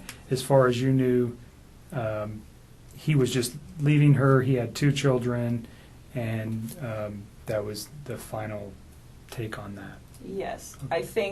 I know why he lied to me. He lied to me because if I'd have known that he had a child on the way, I'd have never wasted my time with him in the first place. Like, none of this would have even occurred if he would have just told me the truth. So do you think if he found out that you, if, let's say this week you guys were to go look at some apartments, and this is hypothetical, but you've never found out that his wife was pregnant, would that have changed anything? Like you just said, if I knew his wife was pregnant, I wouldn't be in this picture. So if his wife was not pregnant, and forgive me, but if he takes her out of the picture, you're never going to know that she was pregnant, right? What do you mean takes her out of the picture? Like, If he murdered her, she's out of the picture. You're never going to know if she was pregnant. If he can get away with murder, you're not going to... I got divorced from my wife. You say, do you understand what I'm saying here? If she's gone... but this... Don't lead, Hypothetically. please. Yeah. Don't lead Hypothetically. on. If she... Okay. You understand where I'm going. If Right, you but didn't know... You're leading into Right. questions that are nothing with your... If you didn't know, though, Wait, Nick, that she was there... did you hear what I said? I'm following you. I just want her to answer a question that relates to... She said something that's important, that if he didn't have a child on the way, or if she didn't know that, she would have continued the relationship, right? But he killed his kids. At what point does he think that I'm going to be in a relationship? I'm not talking about the children. I'm just talking specifically about her. If you only knew, if the kids were still here, and he called you and said, "I'm divorced from my wife," and he gets away with this, do you understand what I'm thinking from his aspect? I still wouldn't do it. I still wouldn't do it because I'd be like, where did she go? Okay. Because I'm under the impression that she's a really good mom. Like, he never bashed her momming skills. Like, no, I wouldn't, no. Okay. No. And that, you see where I'm trying to take that? Yes. So you guys never had a conversation about the child, period. I didn't know Okay. at all. All right. And by your words, if you did know, you would have ended the relationship. Well, because it wouldn't have made sense to me that he's like, I'm getting separated. Oh, by the way, I have a baby on the way. It's like, That's 15 weeks. you are a liar. You're just trying to sleep with me. That's what I would have probably interpreted that as, and I'd have just shut that off at work, and that would have been the end of it. Okay. All right. We can move past that. The week that he comes back from North Carolina, you don't remember, somewhere in the first couple weeks of August. Yeah, I think it was the second week, but I don't remember off the top of my head. So we'll just use August as a time frame. Is that fair? Because you know he left in July and he comes back in August. How many times do you think you see him? I saw him a few times. I saw him this past Saturday. I saw him the Wednesday before that. And he wanted to see me more. I was the one who wanted my space. I was like, nope, your kids are home. Go hang out with your kids. And even on Wednesday, I cut it short. Like, he came and hang out with me for a few hours, and then I was like, go chill with your kids. Okay. I was always like, Do really you respectful know and understanding. specifically where you guys went? Did you meet at your house? Did you guys go to any restaurants? Did you go to establishments? Where'd you go? Last Wednesday, he came to my house. And this past Saturday, we went to, what's the name of that bar that we used to go to? It's not the same, the Lazy Dog, but it's the one off of 144th and I-25. I think it's 144th, up there. And it's the Lazy Dog? Yes. Did he ever mention a Rockies game that night? No, I don't think so. But there was the Broncos were playing, Okay. which we couldn't see because they sat us in really crappy spots, but it's okay because it's preseason. But, So do you recall what time you went there? no. I remember, well, kind of. So he had to get a babysitter that night. Do you know who that was? Somebody who's really young. I remember I asked him who his babysitter was, and he's like, we have two. This girl's only 17, but the other one's out of town. So this girl's going to stay, and she doesn't do overnights, so I got to be back by 10. And I remember her saying that, and him saying that. And I don't know what time he got to my house. It was between, I want to say like 5:30. It might have been 5, but I don't think so, because I think the babysitter, if I remember correctly, showed up at like 4:30 or something, and he was like, I want to spend time getting my kids acclimated to her, and then I will come. So his children didn't even know her. Oh no, they knew her, but he was saying like he likes to like stay there for a little while he doesn't just like walk out the door when Okay. they show up. It's like a transitional thing. And so that's why I'm saying I don't know how long it was. I want to say like 5:30, and then he had to be back by 10, so he left at like 9 something to be back by 10. So he probably picks like- you up. What was he driving? No, he didn't pick me up. He came to my house. We drove my truck. Okay. So he gets to your house. You know what he was driving to get to your house? Off the top of my head, I don't remember. I'm pretty sure he usually drives that Lexus, but he doesn't always park it in my complex because the parking, there's not good spaces. So where you guys pick me up at, a lot of times he'll just park out there because there's room. Okay. So that kind of works so that because there's just not a lot of room in my apartment complex. But off the top of my head, I don't know what he was driving. What kind of truck do you drive? I drive a Toyota 4Runner. Okay. So you guys take your 4Runner to the Lazy Dog. Yep. And you said they sat you in crappy location. It's just Where a where bad- were you inside the bar? When you walk in, you just hang a right, and we were like one of the first two booths on the right when you walk in the door. Okay. It's just not it's a good spot, but just not for the TVs. And we actually went to the other Lazy Dog. We went to the one that you and me go to. Where's that at? Federal and 100 and 20th. it's 120th and Federal, and we went there, and they have a different menu, and I was like, I don't want to eat this food, so we should go to the other one. So initially you go to the 120th Yes. location. Did you And- actually get seated? Kind of, sort of. They were like cleaning off a table, and we were standing there, just kind of looking at the beer menu and the food menu, and I was like, I don't want this, and so we 6 left. o'clock? Probably somewhere around there, 6:30, and then we left and went to the other one, and we ate dinner. And you're in like first or second booth right to the right of the door. Uh-huh. I'm just asking because if they have video, we want to be able to verify that. Uh-huh. So that's why it's important. Uh-huh. And you're there for how long? I don't know. Probably we didn't stay for dessert, so I don't know. How long does the restaurant take? Like an hour and a half? I don't know. I've never been to the Lazy Dog. I don't know, probably about an hour and a half, and then we went back to my house for a little bit, hung out at my house for a little while, and then he had to leave, and then he left. Do you recall what time he left? Off the top of my head, no. I remember he was like gonna be late to be back at 10. I think there's a text message where he starts texting me when he's home at his house. Okay. So you can probably figure that out. And I remember I texted him back and I was like, damn, that was quick. Or wow, that was really quick. He's like, yeah, I even had time to stop at the ATM or stop at the gas station, stop somewhere to get money to pay the babysitter. Okay. And I was just like thinking like, well, that was really fast. But I think he was still like a little late coming back, but nothing too drastic. So he probably left my house like somewhere around 9:30ish. All right. And you know, he goes straight home. He texts you. Well, I was already home. Right. No, he texts you. He goes straight home from your house and he texts you that he's home. Mhm. So that should be in your text message. It should be. I'm pretty positive that was not a phone call. I'm almost positive that was a text. Sometimes I get them flip-flop or I don't remember, but That's sometimes I know. I'm pretty sure that one was a text. Saturday, during your dinner, what kind of conversation did you guys have? I don't even remember. Oh,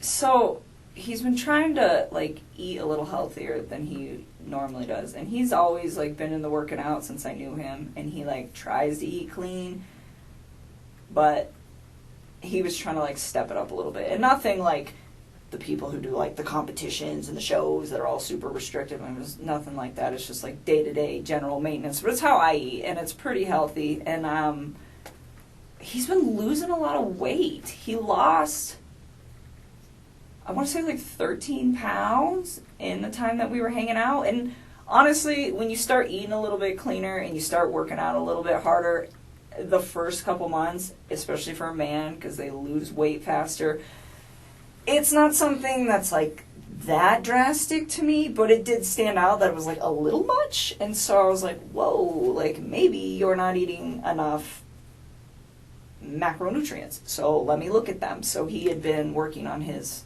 MyFitnessPal app and like programming like all the stuff he eats, and I just started going through them, and I was like trying to figure out like where his ratios were, and we actually spent a lot of time doing that because he'd asked me to do it for him, because I just was at the point where I was like, if his weight loss slows down in a few weeks, he'll be fine, and if it doesn't, then his macros are a little off. It's not like that big of a deal like in the workout community. This is like a very normal thing. But Did you have any other outside concerns, like potential drug use, alcohol use, any of that stuff that led you to go, oh, he's lost an extreme amount of weight in such a short period of time? No, and I wouldn't call it extreme. It was just like, it was a lot. But I mean, when I first started working out, I dropped like 12 pounds in 2 weeks when I first started like hitting it hard with the diet. So the fact that he lost like that much weight, it wasn't, like I said, it was not a surprising amount. I just didn't want it to be like a sustained amount.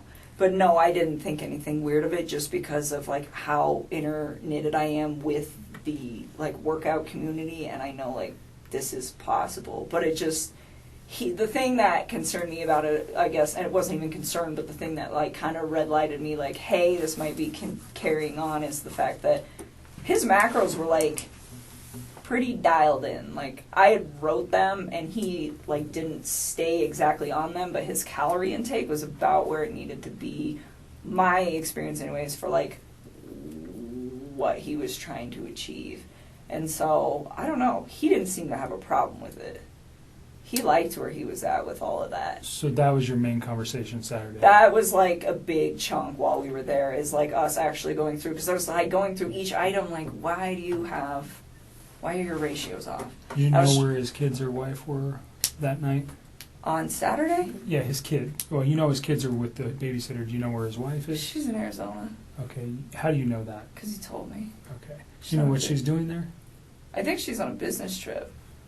He didn't even tell me right away. He actually told me, I think, like on Saturday or something. It might have been like Friday or something. I honestly don't remember. I just remember I was like really surprised where he's like, hey, like, I'm going to try to get a babysitter if you want to hang out or something like that. And I was like, why do you need a babysitter? Like, your wife's home. He's like, no, she's out of town. I was like, oh. Okay. Is there much conversation regarding that, her on being on a trip, or the children on during those conversations?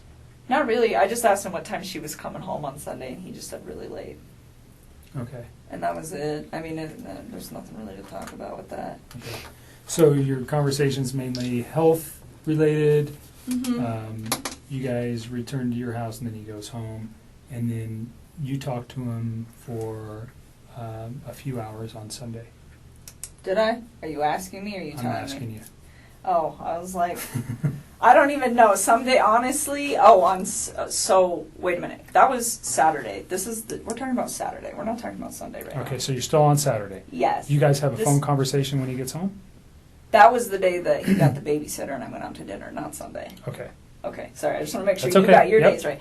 So Saturday, yes, we went out, he had the babysitter, he went home. I'm sure we did. We always talk on the phone. And honestly, I mean, Mark asked me that the other day. He's like, how long are you on the phone? 15 minutes, 20 minutes? Like, you're going to have to look at the records, to be honest with you. Like, so much. You like to talk, I can tell a little bit. Yeah, a little bit.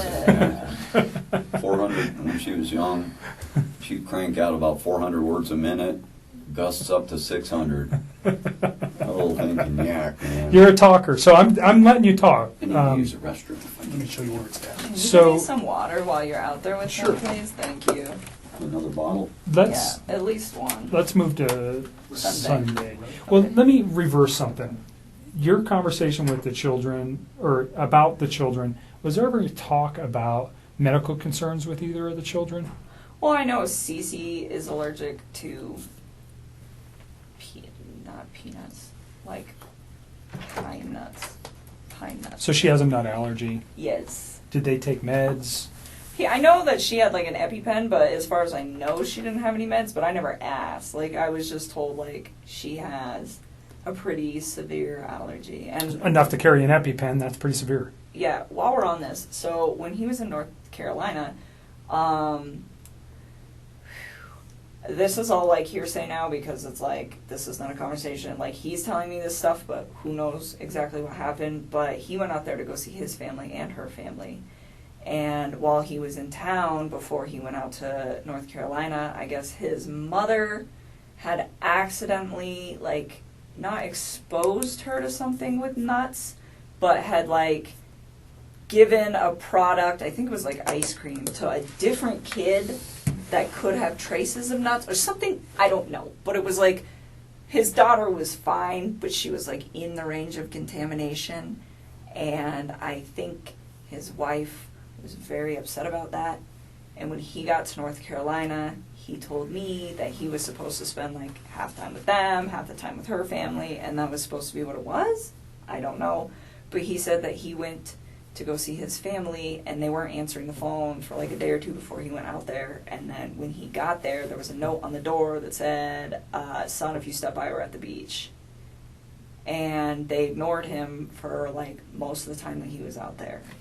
And His own family? yes, his mom, his dad, and What do his you- sister. What's the significance? Do you know why? Yeah, he said, and again, I don't know what is true with this man anymore and what's not, but he told me that, like, leading up to it, I was like, well, why are your folks, like, ignoring you? And I was, like, really concerned about this. Like, every single day he would talk to me when he was out there, and I was like, you talked to your family today? You talked to your family today? Did you talk to your dad? What happened? Did you talk to him? No, I didn't. Or, yeah, I talked to my mom. Well, what'd she say? Are you going to hang out with him? Like, I wanted him to see his people because it's important. Family is an important thing. You know, it just needs to function properly. And Sure. And so I was like, well, and he was like, well, they're ignoring me. And I was like, what do you think happened? And he's like, I'm not really sure, but I think something was said between my wife and them during that incident. And he's like, because The every time peanut yes, or that happened nuts. before he got there, yes. And he's like, because every time that I try to, I talk about possibly going over there to see if they're home, she gets upset about it. And I was like, okay. And he told me that his mom and his wife did not get along at all. He said that his mom didn't even show up to his wedding because she's like really did not care for Shanann. So again, I don't know what's true and what's not, but I just know that there was like some tension there. Mhm. And again, like that part is like I feel like it's almost third party, so that's why it's Sure. like I didn't even Well, but bring it up came from him later. to you, so it's not. It is something that is whether it's important or not, we can validate that. I'm sure we will be having some conversations with family. You know, what does it mean? I don't know. But Yeah, I don't know either, but I just know so like maybe she, I don't know. well, and then he ended up seeing them on the last like full day that he was there, and they told him supposedly that she had gotten really upset and had screamed and yelled in front of Chris's sister's kids that are very young, and to his mom and to his dad, and said like, "You're never going to see Chris again. You're never going to see me. You're never going to see the babies," and just like threatened them, and then like walked off. And I guess that was the incident that happened prior to him coming out there, and then she didn't tell him about it. Mhm. She just like let it go, and then he just spent all week trying to figure out why his family was like Mm. not trying to be involved. Gotcha. So again, I'm not sure. That was like it just feels really third party, so it's hard for me to like talk about because Sure. like, I don't know how That's okay. much validation. So there is and all that. beyond the nut allergy for CC, did you know of any other? Did she take meds that you know of other than carrying an EpiPen? His kids or his wife? No, his children. No. And now, well, if you know anything about his wife's medical conditions, if she had any. No, I've like read in the newspaper they keep saying, oh, she had medical conditions, and I'm like, is that a misprint? Are they talking about CC, or is that just something else I don't know? So you don't know anything about Nope. Shanann having any kind of medical problems? No. Okay. Covered Saturday. So there's a phone call Saturday night, actually, from, it can't be Saturday, it had to be Sunday. I wrote that down quickly. Sunday night. Is there anything else you think, let me just back up, from the Saturday where you guys had a meal at the Lazy Dog to prior for the 6 weeks that you guys were serious? And although your dad's here and I think you're probably pretty comfortable, your relationship with Chris was, can you describe your relationship? I mean, when he was with me, I considered it to be fairly healthy. It was open communication, and it was what I thought was honest, and it was very calm. It was respectful. We got along really well. He gave me my space when I needed it. I gave him his, and anytime like he wanted to take care of it, like anytime that his kids could be in like his life for hours or days or whatever, whenever they were home, I made sure that I wasn't a presence in his life so that he could be the best dad that he needed to be. And I mean, I thought what we had, it was very comfortable for me. I enjoyed it. I think he did very much as well.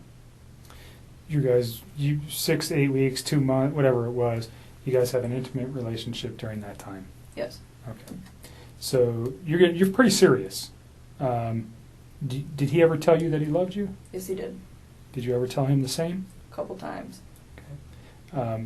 Notwithstanding that today, because those thoughts may have changed for you, but on, let's go Sunday into Monday or Monday, did you still love him on those days?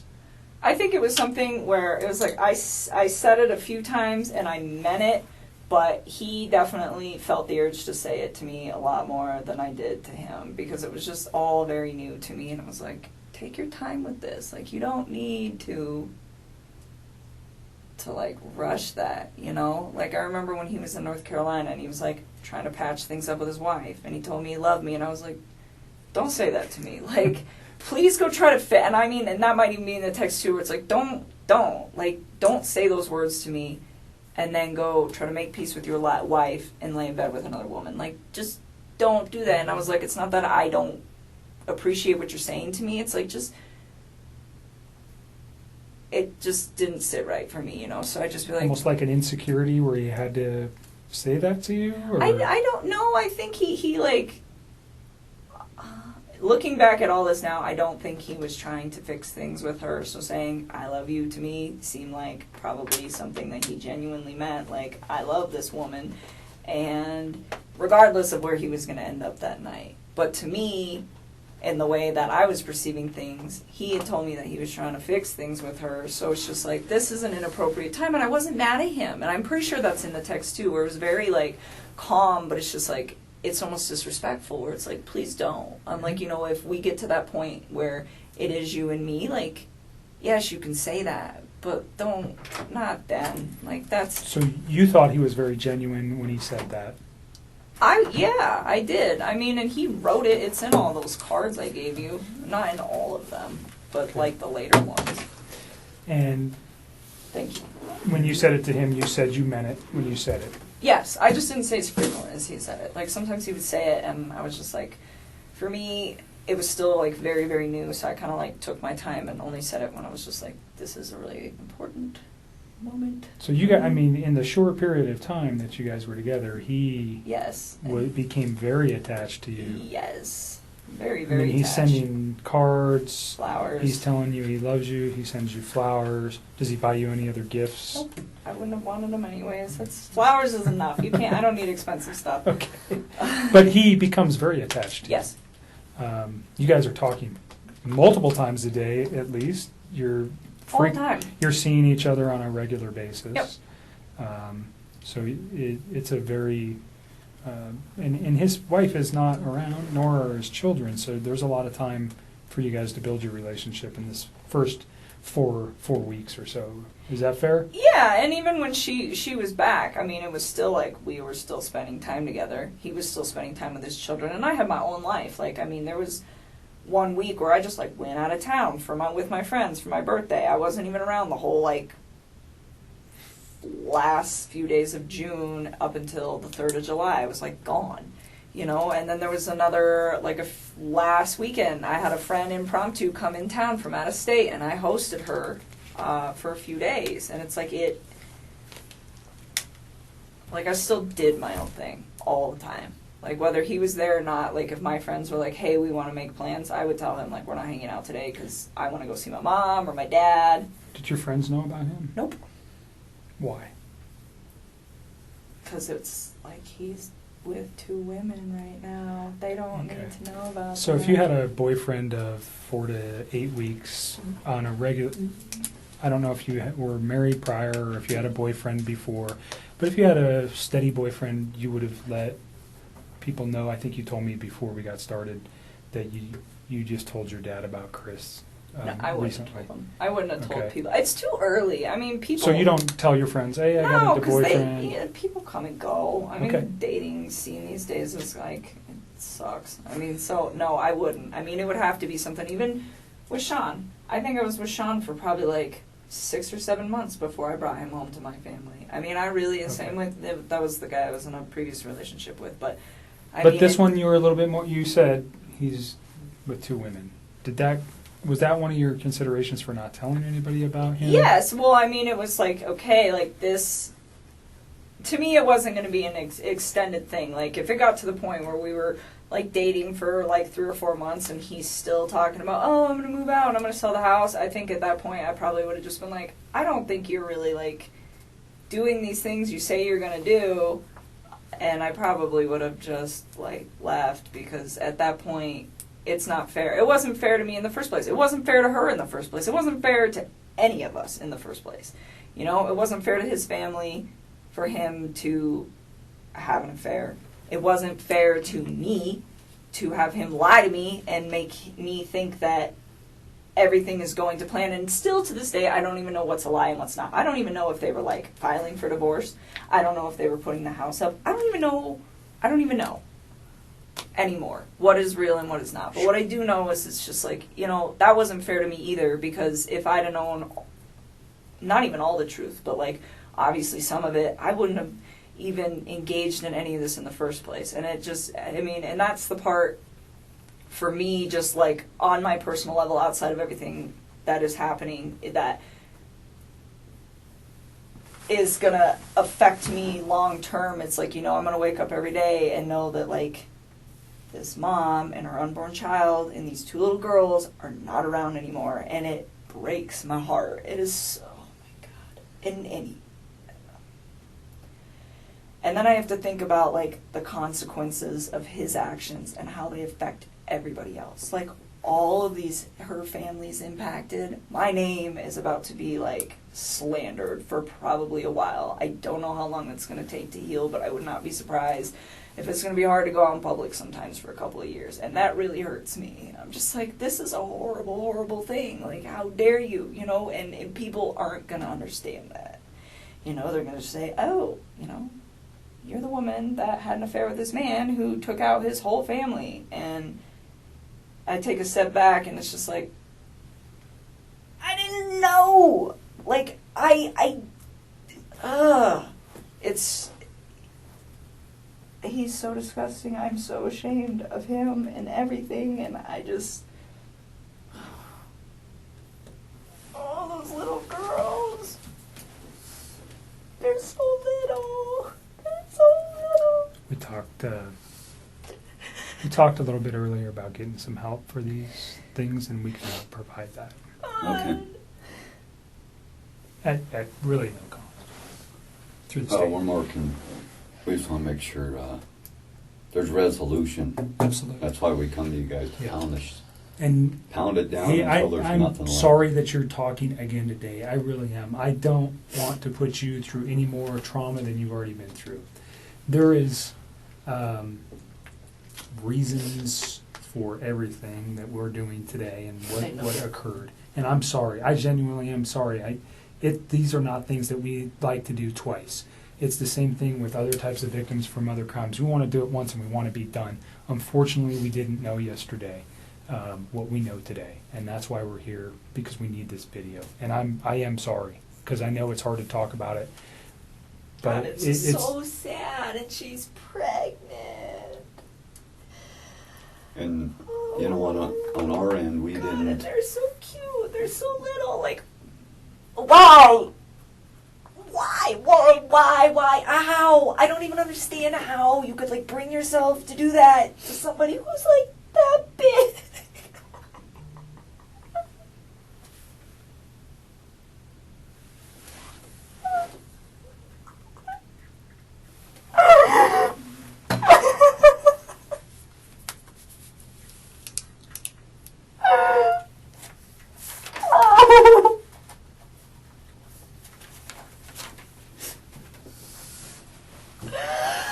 Oh, Jesus.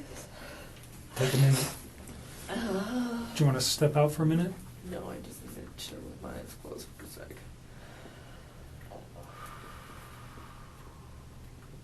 I still cannot believe this is happening.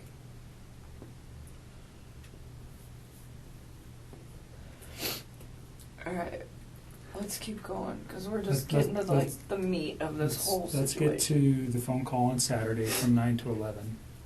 What did you guys, or pardon me, on Sunday from 9 to 11? Yeah, we talked a few times. So, Sunday, I think so. I need to think. I can't even think. Take a couple breaths and take a second. Sunday night. I don't even know. I don't think I was like concerned about anything at that point. You guys had had a meal, a nice meal the night before. You knew his wife was probably coming home late that evening. Oh, you know what? I still don't remember what we talked about. I like honestly like we talk about so much random stuff. Like it's so hard to pinpoint some of these things. I don't remember what we talked about. I do remember that was a long phone conversation though. We probably talked about all sorts of stuff. One Anything thing I that- do remember though, that I didn't remember earlier when I was talking to Mark. So this is like where I'm starting to remember like little bits and pieces. And I that- don't Those are remember. good. Yeah, I know. So the phone conversation. I don't remember what was in the phone conversation. Probably nothing of relevance, to be honest with you. But usually he talks to me when he's like down in the basement in his bed before he goes to bed and before I go to bed. And I could hear the TV on, which I thought was kind of weird. I didn't ask him. I just heard it in the background. And I remember thinking, and it was like right before we got off the phone, I was like, why the hell is he up? And there's like no TV downstairs. So I was like, well, maybe, I So don't know. no TV in the basement where he usually calls you from. Yeah, and I don't know how many TVs they have. Like, I've never been in their bedroom. Like, I went upstairs once, and it was, like, to their little playroom, and I just, like, looked at it, and I was like, that's super cute that your girls have books, and that was, like, it. And other than that, I have never been in any of those rooms in that upstairs. Like, to me, it was just, like, you don't know. Like, ever. I had no... So, I don't know if he has any other TVs. I'm assuming by, like, how much other nice stuff they have in their house, it wouldn't surprise me. So, I'm not quite sure what room he was in at that point. But I just remember hearing the TV. And I was like... It was just weird to me. Because I was like, why are you watching TV right now? It is, like, super late. And that was the only And thing... he had phoned you? Or were you guys already talking when the TV was going? Or just... I just remember, like, I, like, picked up on it, like, later, but I don't think it was, like, throughout the whole conversation. Okay. Like, I just remember it being towards the end, because I remember thinking, like, wow, it's really late. Something I didn't ask you about the house because you'd been there twice, and it just made me remember. Do you remember how you guys accessed the house? That's a good question. So, once through the garage, and I think once through the front door. I think the first time was through the front door, I think. And I think the second time was through the garage. Was there anything unique about either of the doors when you went into the house that might not be typical of another house? Like a unique door. Not the they door have a itself. camera on their door. Okay, I mean, there's I a know that. camera on the which door? It's on the front door, isn't it? I don't know. I'm asking I you. think so. Okay. I don't know. But- Did he use a key to access the house? No, he did not. The first time I went over there, he just let me in. And then the second time, did we go through the garage? I don't remember. I've been through his garage before. I went through his front door once, though, because I remember he had just cleaned, it was the first time I went through his front door, because he had just cleaned his carpets, and he had moved all the furniture out of the way, and the furniture was kind of in the way of the door.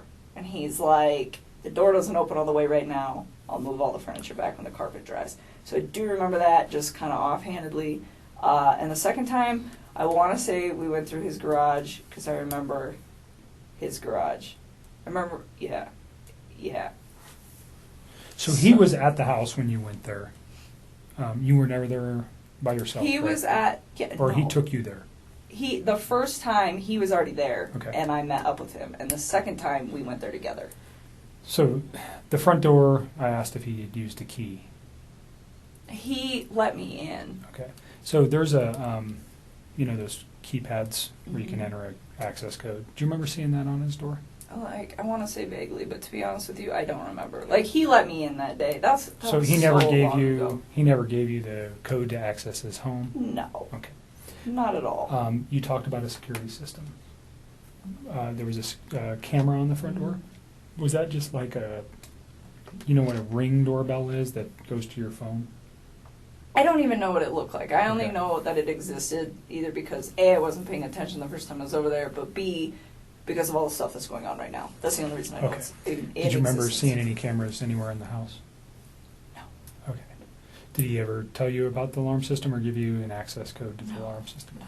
I wouldn't have asked for that. I wouldn't have wanted that anyways. Sorry to regress to that. No, I'm you're gonna Go okay. back to the phone call, or where you noticed the television in the background of the Yeah. phone call. Yep. So I didn't know what room he was in, but I was just like, I just thought it was weird because he's always like, before I go to bed and I lay down, he's always like kind of trying to do the same thing. We just talk. It's like a really chill thing till one of us is about to pass out, and then that's like the end of it. But it was strange because I was like, the TV's on. I remember I was thinking, I was like, maybe he's waiting up for her, and then I was like, maybe not. I didn't know. It wasn't something that like alerted me. It was just different from his Out of character standard for him. operating procedure. Because whether his wife is home or she's gone, he's always got kind of like the standard op when he calls me. So that's why it was kind of like unique. Okay. Because it doesn't really fluctuate when she's there and when she's not there. He's pretty like free reign with what he does. Mhm. So anything important that you recall during that conversation about the children, about his wife, about what he was doing the next day, what he had planned, anything like that? Did he No. tell you any of that information? I remember he told me he had to go to the field and not to the office on Monday morning. Okay. Did he specifically say where he needed to go on Monday morning? No, I don't ask him for those sites. There's like, Anadarko's got like thousands of sites. If he were to tell me, I wouldn't even They're know. just like random numbers and stuff, right? Well, he told me, he said, I gotta go to a site, I gotta go check out like a valve or something where they think that they had a release. Something like that. Did he mention the town or anywhere? No, he just told me that that's what he had to go do. He's Okay. like, he was like, I won't see you in the office in the morning. Because I see him, but I don't actually like talk to him. Like I will go in the cafeteria, I will put my lunch in the fridge, and him and his whole team are sitting in there, and I don't talk to any of them. I just walk out.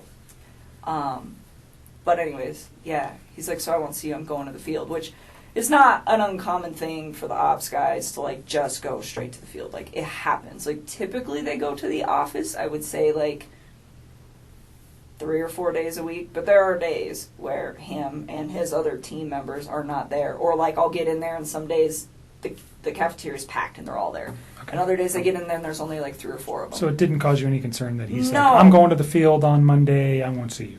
That wasn't, No. that's it happened didn't- before. Yeah, I mean, Okay. it wasn't something, and it's not just him, it's like that whole team. Like, you can just tell when they've got, like, a lot going on, because I'll walk in and there'll be, like, 2 of them, as opposed to, like, 6 or 7. Do you know what he did Sunday during the day? I don't even know what I did on Sunday during the day. I am so tired. Let me just think about this. Daniel came over Friday. I hung out with him Saturday. And then Sunday,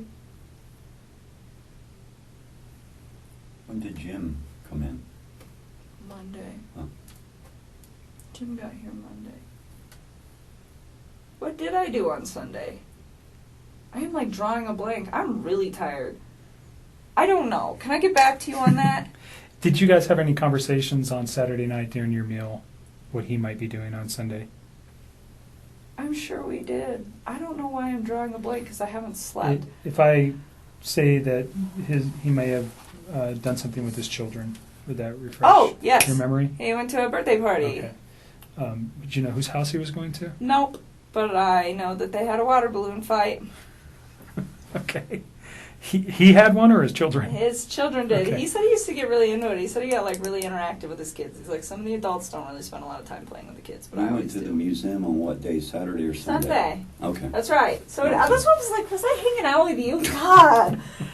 Very So memorable event, huh? We, Oh, it was, me and him and my stepmother and my wife sister yeah. went to the museum. And What that's museum?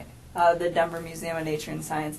And they went to brunch prior to that, and I skipped brunch, and I went to the gym. You shouldn't have. It was good.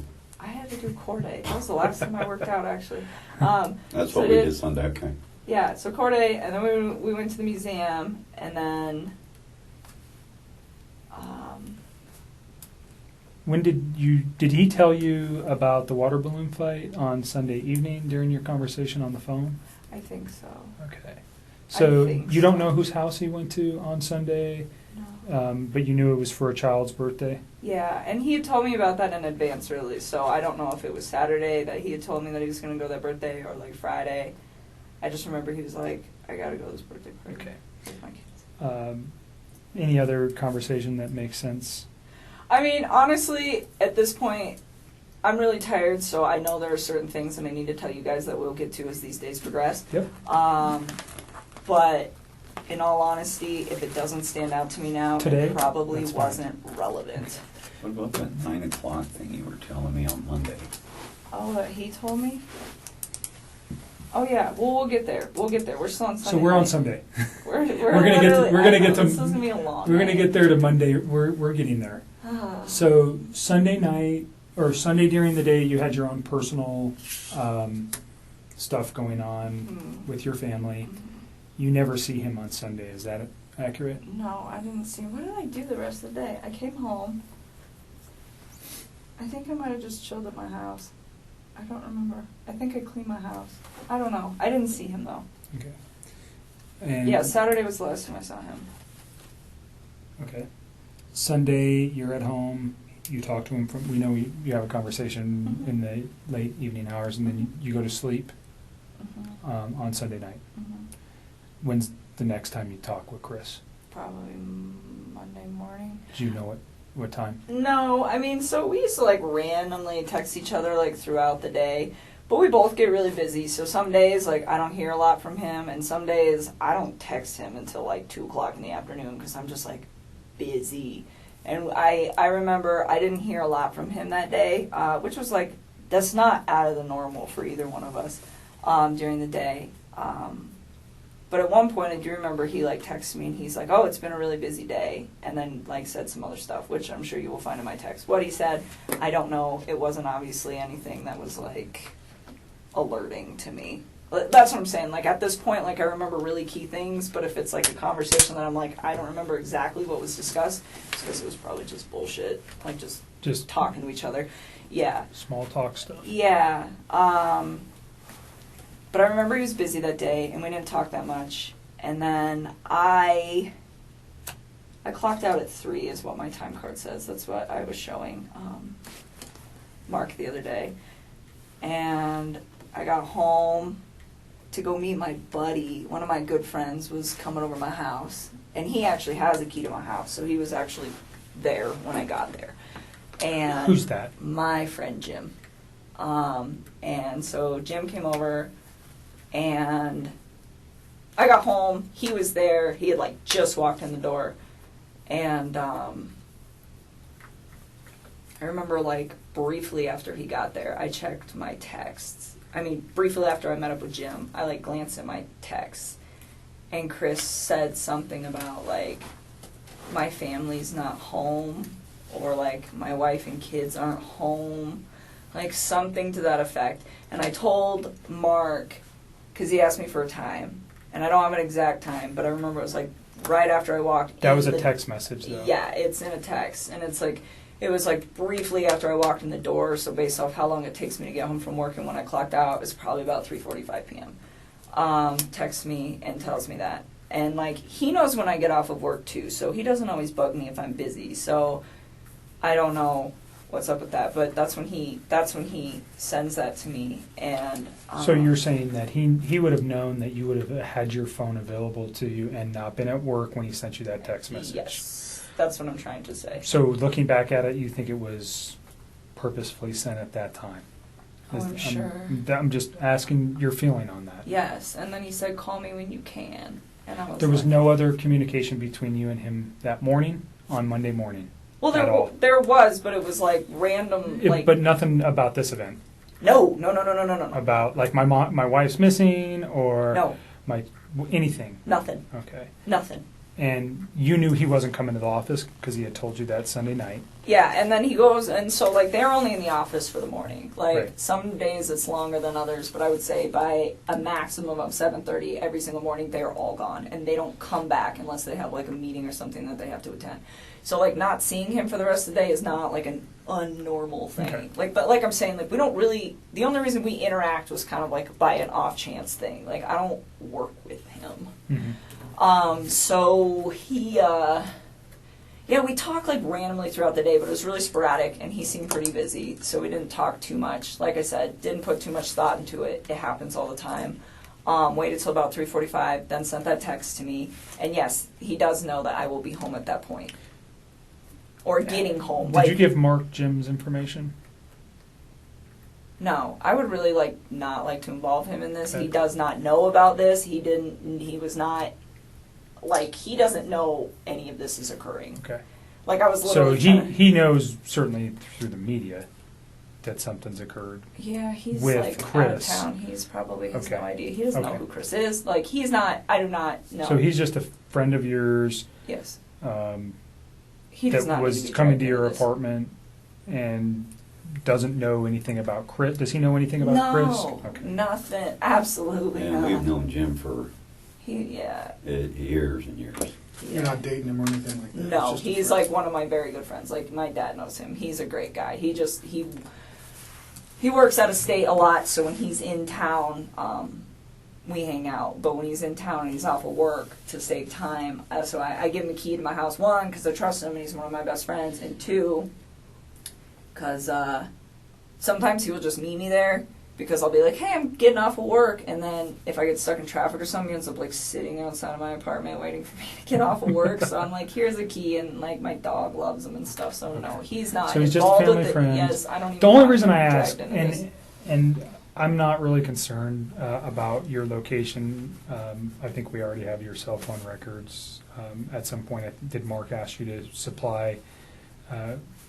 Did they ask for consent to get cell phone records? That'll probably be done by warrant. If we Isn't wanted, that what you just did? nope. What I'm talking about is your movement Oh. by GPS or by cell phone tower to show where you were. Obviously, and I don't want to cause you concern, we want to know where you were that day too. You're dating a man who did some egregious stuff, and we want to show that you were never near him that day. Period. I mean, you guys So- can track my No, yeah, I mean stuff. that was something we will have to get a warrant for, anyways. I'm just saying, if we asked for it, would you have any Yeah, objections to that? No, you can have Right. it. So, I'm we'll- a pretty boring person. I well, don't it sounds go like too you many just went to places. work that day, and then you came home, and you were there at 3:45. Yeah, like on give or Monday. take like 5 Yeah, minutes. whatever. But yeah, so 3:45. I meet Jim there. Yeah, I would And totally so re- Jim is understand from an investigative point, he could be a person who could say, yeah, I was there at 3:45. He doesn't know Chris. He doesn't know anything. He could say with one phone call, yeah, she came in at 3:45. Done. Totally. Do you know what I'm saying? Yeah. And I don't have to ask anything more than, hi, Chris, my name's Kevin, or Jim, and I'm not saying you have to give it to you. Just leave Jim but alone. if Jim at does some not need to be wrapped point- up in this. If at some point I needed Jim's info to, let's say we couldn't find your phone records, would you You tell can me who have Jim them. is? I will give them to you. Would you tell me who Jim was if I If couldn't you get him? had to. Okay. I don't really want to Great. involve him in this. That's not Perfect. fair to him. That's not, no, if I do not have to do that. That's fine. Yeah, so anyways, Chris was like, call me.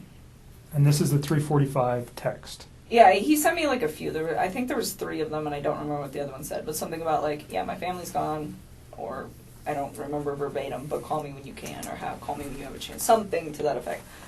And so when he told me call me, I was like kind of alerted, where I was like, okay, what's going on, you know? But first when he told me like his family was like not home, that didn't really seem odd to me that his family wasn't home. It was really vague. I'm like, okay, like, are they at the grocery store? Like, elaborate. And so, you know, and then, but he says, call me like it's like an emergency, but then just says that they're not there. And so I'm like really like floored by that. Well, not like floored, but just kind of like, he says, call me, so I'm concerned. And then he's really vague, so I'm like, maybe he just wants to talk to me? I don't know. I think it took me a little while to like really process the severity of the situation, just because this is not something that you expect to see every day, and the way that he talked to me made me believe that this is not what was going on at all. Okay, so you make a phone call to him and you guys have a conversation. I did. I stepped outside. This is 345. Ish. I mean, well, like, I think I actually interacted with Jim for, like, probably a good 15 or 20 minutes. I mean, he's my guest. He's in my house.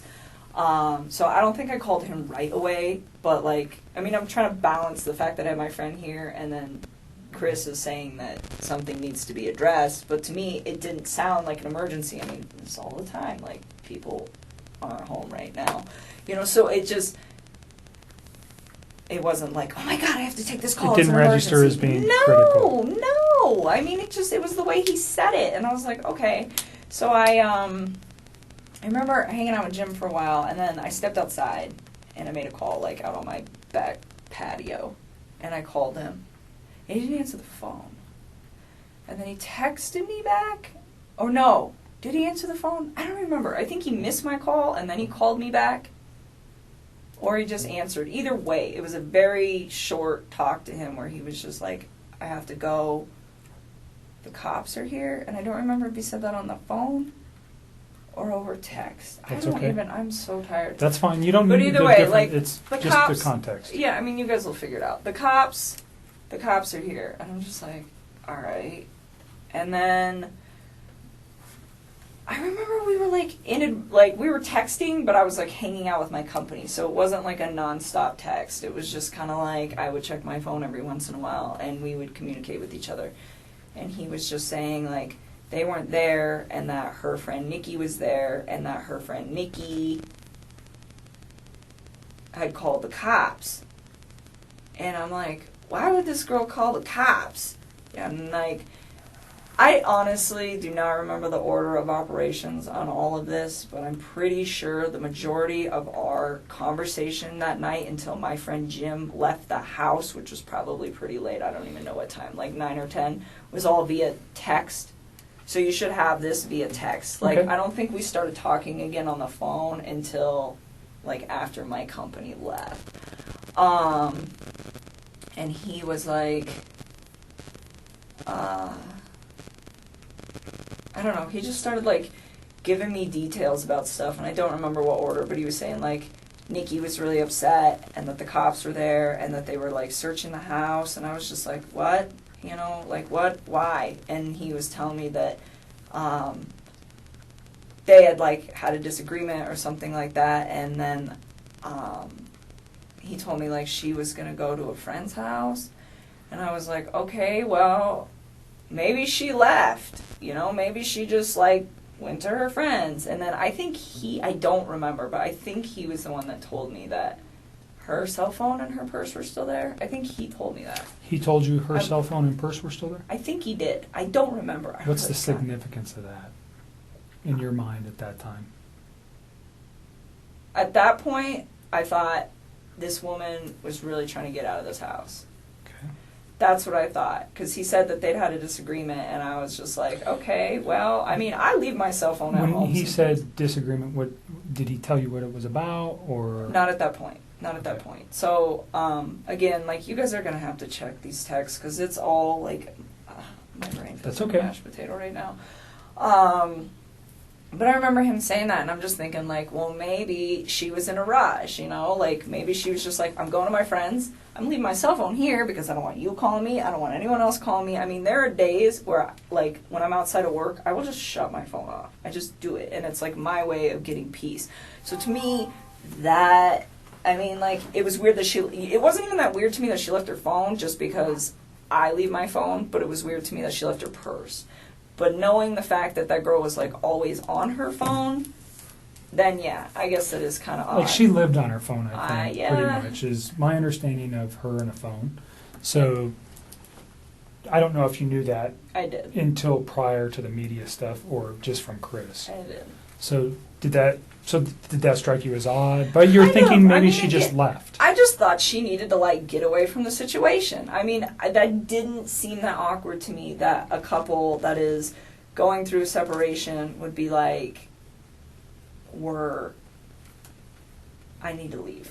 I just need some space. Like, it didn't even, like, process. I was like, okay, like, give her some space, you know? And on that note, too, when he was in, we're going to jump back for just a second. It's okay. I had a thought. So when he was coming back from North Carolina, that was when he officially told me we're going to get a divorce and we're going to put the house up for sale. Like, he told me they were separating and they were, like, going to put the house up for sale, but they hadn't done it yet. And then when he got back from North Carolina, that was when he was like, it was like a sealed deal. Okay. And the reason that is of significance is because at some point over the weekend, I don't remember when, he told me that they were putting the house up. I don't know if it was they were putting it up on Monday, like the day they went missing, or if it was that they were calling the realtor to verify some stuff so they could put it up that week. Like, I don't quite remember. I just remember, like, the house was supposed to be, like, on the market, like, that week.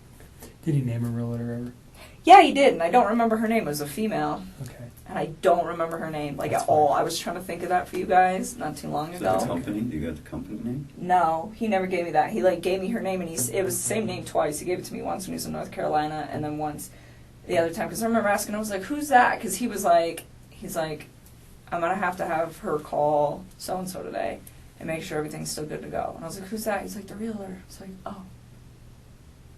Or not today, but, like, If it ever for comes to your Monday. mind, just Yeah, I Give me a doubt voicemail, it. That you was can such call. a. Yeah. I will try. I don't lots of remember names. who it was. It's fine. It's not that critical. That person may come forward to us anyways, perhaps. So don't worry about it. Let's go back to the phone calls on Monday afternoon. Yeah. So, so he's like texting me a lot of this information, and I'm starting to kind of freak out. And it's not like I'm freaked out like, oh, she got murdered. I mean, that is not what I thought. It's like, okay, like the way I looked at this, like, apparently his wife had been gone since midday, well, is when she got, like, reported missing. I didn't know that. Like, the way I looked at this, it was, I got home from work just now. I mean, he didn't say that, but I interpreted, I just got home from work. And my family is not here. So when we're texting for like a few hours, like the cop thing was kind of weird. But he's like, Nikki insisted they call the cops. Nikki insisted they call the cops. And I'm like, okay, you know, and I'm just trying to figure out, well, like, what role does this woman play in this situation? Like, is she... Did you know who she was? No, I don't know any of his people. Like, this has been pretty, like, tight wrap for a while, which is probably a really good thing. But anyways, I didn't know, like, who she was. And so, like, I started asking him. I was like, well, where do you think your wife is at? And he's like, I think she'll be back tonight. Like, I think she's, like, out with somebody. And he was telling me that they had a disagreement. So I was like, well, I remember telling him, I was like, you should make sure that you have wait a minute. No. So all that happened, and then it starts getting kind of laid out. And I remember we talked for text for a while, and part of this conversation, and then it moved to the phone. And I remember telling him, because he was like, I think she'll just be back tomorrow. I think she's just going to be gone for the night, like, with a friend, you know? And Did like, he name the friend? no, he didn't. And, like, and because I don't think, he made it sound like he didn't know, like, what friend's house she would be at. And I remember talking to him, and I was like, well, maybe it's that Nikki girl. And he's like, well, Nikki called the cops, so why would she be at Nikki's house? I'm like, I don't know, kind of throws her off the trail of where she's at, you know? And it's like, it sounds kind of weird, but it's like, he really made this sound like this woman was just, like, upset, left the house, and that was probably what he thought happened to her. And so I didn't really put too much, like... Did he tell you the kids were missing as well Yes, with her? I knew. Okay. I mean, which made sense to me, because I was like, well, if you were at work all day... I mean, he didn't tell me he got home early. He didn't say that to me. So, I mean, it made sense. Like, if she's going to leave, there, you should probably go with her. And so, I don't know. I feel like I wish I should have, like, processed all of this earlier, but I just don't feel like when one of my friends is gone, I'm like, oh my God, they got murdered. We should address this. Like, I haven't heard from It's not them a in 4 typical hours. thought when somebody just checks out for a day. No. So it got late at night, and, like, I remember telling him, I was like, he's like, I think she'll be back tomorrow. And he was going to go into work, and I told him not to. I was like, you need to stay home, and you need to help the cops. I'm like, and you need to wait for her to come back. And he's like telling me, like, well, what if, like, she comes back and she sees my truck? And I was like, you know what I would do? I was like, I would ask one of your good friends who's off of work tomorrow to come over this house and hang out with you while you're here. I was like, and go park your truck down the street. I was like, so if she's upset at you and she wants to come back, I was like, but she doesn't want to be here if you're here, maybe. I was like, if she comes back, I was like, and she doesn't see your truck, maybe she'd be more willing to come in the house. I'm like, you know, I'm like, but don't be alone with her. I was like, because if she's upset enough to leave, I was like, you don't know what kind of confrontation you're going to have when you get back in the house. And I was like, so that's why you should have a friend there so that you're not alone with her. And I was like, and if for some reason you are alone with her, I told him, I was like, I really thought she just left. I did. I was like, get your phone, put it on video, and put it in your pocket. And I was like, and just zip it up. And he's like, why? And I told him, I was like, because you can voice record. I was like, so if she comes home, I was like, and you two are still, like, you know, if there's some choice words being said, because you guys obviously got into, like, something that's, you know, early Did he in the ever morning. articulate what their argument was He did, about? and I will get there. But, you know, I told him, like, just be prepared. You know, because at this point, like, it wasn't like I was, like, trying to make her to be a bad person. It was just like, I didn't know what was going on. I assumed that she had left, so I was like, well, when you get back, because I knew that they were going through a divorce, it was like, just cover your bases, you know, try not to be alone. And if you are, just record what you guys are talking about, so, like, at the end of the day, like, nothing bad happens to you, you know? And, like, that was kind of how I processed that whole situation. And so, he was like, all right. And then, she didn't come home that night. That was Monday night, right? Yes. We're talking about Monday. Monday night, yes. And he told me this is what he told me they talked about, and I realized that this is like total bullshit, and I think he's telling you guys a different story. And I think the reason that he's telling me what he's telling, I think the story he's telling you is probably slightly more accurate than the one he told me on this case, and the reason is because I think he was trying to save his ass with the fact that she's pregnant. So he told me that she had asked him to wake her up before he left for work on Monday morning. And so I don't know if she did that on a text or how it was supposedly communicated. But he said that he went to get her up, which I also found weird because, like, she's still sleeping when he leaves because she gets up with the kids, and they get up shortly after that, but, like, it's just him in the mornings, you know. And so he said that she woke up and those two kind of just, like, got in a disagreement, and I don't know what all was said, but he was like, she was being pretty mean. And then he said, she told me that she's pregnant, and she told me that the kid is not mine. That is what he told me. So she's pregnant, the kid's not mine. and that she's Like he's playing it. He didn't know she was pregnant Yep, until that morning, yep. and that she had an affair with somebody else. Yes, and this is before I knew she was 15 weeks pregnant. Okay. Like all the stuff on Monday that I read from my recollection, because I didn't find out she was pregnant until Tuesday. So anything that got posted on Monday did not emphasize the fact that she like had a baby on board. So then. Let me ask you something. You said that he usually gets up in the morning and it's him, and she gets up and takes care of the kids. Is that the routine that you know for them? Or do you know him to get up and like prepare meals prior to him leaving the home? Well, he gets up and he like goes to the gym and he works out in his basement and Okay. like makes breakfast, and I don't know. Does he his make whole breakfast routine. for himself, or does he make breakfast for his children?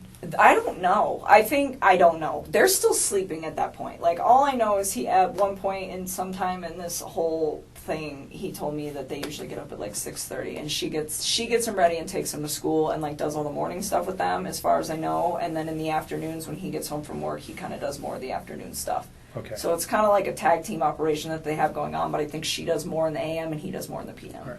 Is Thanks. kind of how I process that, but I don't know. Okay. So Um, she's mean to him and then throws this out. Yes. That she's pregnant from another man. And I said, do you believe her? And he was just like, he said something about like, oh yeah, like she kind of looked like she was showing when we were in North Carolina, but I wasn't sure. And I'm like, so you think she's pregnant? And he's like, yeah. And I was like, do you think she's like having an affair? And he's like, I think she said that out of spite. And he's like, and I was like, okay. And then, and again, like, I think he's just saying all this to me to try to cover his tracks with me. Like, I don't know what he told you guys, but I bet it's probably very different. And I think that what he said to me, it was like directed towards me. Like this whole bullshit little box lie that he had right there was like the lie directed Did he at say when the me. argument started? Nope. He did just said it was say- in the morning. He did- said he woke her up in the morning. Okay. Did he say when she came home? Did he ever let you know that? I think I want to say he said around like 2, but I don't know. Okay. And then he woke her for what purpose? Because she asked him to. Okay. So I was under the impression that he was asleep. I'm assuming this is how it like went, and what he was trying to tell me is that he was asleep by the time she got home, and she sent him a text and said, "Wake me up before you leave." And then he woke her up, and they got in an argument, and then he went to work. Okay. That's how I processed And the it. context of that argument again was just she's pregnant. And is there anything else that he shared with you? He did not elaborate on it, and I didn't ask. What were you thinking at that time? This was like on Monday. Again, at that point, I was like, I still thought she left. I mean, this was all on Monday. Like, I legitimately thought this woman left the premises with her kids and just wanted nothing to do with him for like 24 hours. So his story was believable that she was pregnant from another man, and maybe she took off for that guy, or He said several times, like, I think she just said that out of spite. okay. Like, he thought she was with one of her friends. So he held true to that story. Pretty much. She's just leaving and she's with a friend. That was kind of what he thought, and that's kind of what he had me believing. And at the time, I wasn't really alarmed because it'd been like a half a day. Sure. And so then Tuesday rolled around, and Did you see him at all on Monday? You said you didn't, No. right? Earlier. I did not see Okay. him. And I went to work Monday. Did he ever Tuesday. try to convince you to come see him, or say he wanted to come to your house? No, not at all. We were supposed to go pick out apartments to go look at on Wednesday, so yesterday. But that obviously Right. didn't So happen. on Monday, he never tried to be convincing to get you to come up to see him. No. Nothing. Not that I'm aware of. I don't think so, because I had my buddy Jim was over Monday and Tuesday, and he knew Jim was over Monday and Tuesday, and that's why we were going to hang out on Wednesday. Okay. So no, he didn't ask me. So Tuesday rolled around, and she still wasn't around, and this is when I started getting kind of sick. Like, my friend Jim was sick on Monday when he came up, and I don't know. I just started feeling like crap as it was, and then I was just kind of having a hard time focusing and like thinking about what was going on. And I'd asked him a few times. I'm like, "Where's your family, Chris? Like, where's your family?" You know, and he would tell me like, "Oh, I don't know," or "I want them home." Like, I asked like several times. So I think I got different responses, but each time, like, he didn't know where they were. You know, and I'm like, she's still not home, and he's like, no, and I had also asked him to, like, he said he had a friend, Dave, that was a cop, which I also find convenient that there's another Dave working this case who's a cop. But I was like, well, Dave's off, why don't you just have him, like, post up outside your house, too, and see if she shows up. You know, and he told me on Tuesday morning, he was like, I called Dave and asked him to sit outside my house, and he's going to do it. And he's like, and then my friend Nick is coming over later on this afternoon. And I was like, okay. Did you ever hear Nick's name before? I've actually heard that name a few times, like, Okay. around him. Like, there's certain, I never heard Dave before. Dave was new, but I've heard the name Nick a lot, so I don't know if that's, like, real or what, but if I was to guess, like, friends that he, like, legitimately has, I would assume that he was one of them. But yeah, because I know he's told me before, like, when we first started hanging out, that Nick lived kind of in the area, and he's like, he actually goes, he's a trail runner, and he's like, he runs at East Lake number 3. So he lives in your area? Kind of. Okay. And I remember him saying that to me once. He's like, you know that park that we, like, hung out at? I was like, yeah. He's like, my buddy runs over there. We should not go to that park anymore. And I was like, okay. That's cool. And, anyways. Where were we at? Tuesday morning. Tuesday morning. We're almost done. I know, I'm trying to just keep it all together here for you guys. Tuesday morning. Oh, so he said Dave was going to stay outside of his house, and Nick was going to come over that afternoon. I was like, all right. And then, I think most of the texting throughout that day was kind of like, have you heard anything? Like, what's going on? It was kind of like me checking up on him. And I don't remember everything, but it wasn't, I didn't even make it through the entire workday. Like, I was feeling really, really sick, like, in general. And then I decided on my lunch break to get on the internet and look at what was going on with all the reports. And I saw a report that was like, this woman who's 15 weeks pregnant and her 2 daughters are missing. And I was like, whoa, what? And I was just, like, so floored, and I read a couple other articles just to make sure that, you know, all the newspapers are, and, like, just double check, like, am I really reading this right? And I'm like, okay. And he had told me previously, like, she says she's pregnant with another man's kid, but he'd said, like, he could kind of tell in North Carolina, but that girl is, like, obviously pregnant. I mean, in her photos. I mean, 15 weeks, that's like 4 months. That's pretty far along. And so it's like, how would you not know if she's showing? Like, you totally know she's showing. And so, oh my God, I got so sick. I was just like, I need to go. I just, like, packed my stuff and I left work and I went home, and I remember I told Jim that I was going to get home early, and he wanted to come over right away, and I was just like, I just needed some time to, like, process what was going on.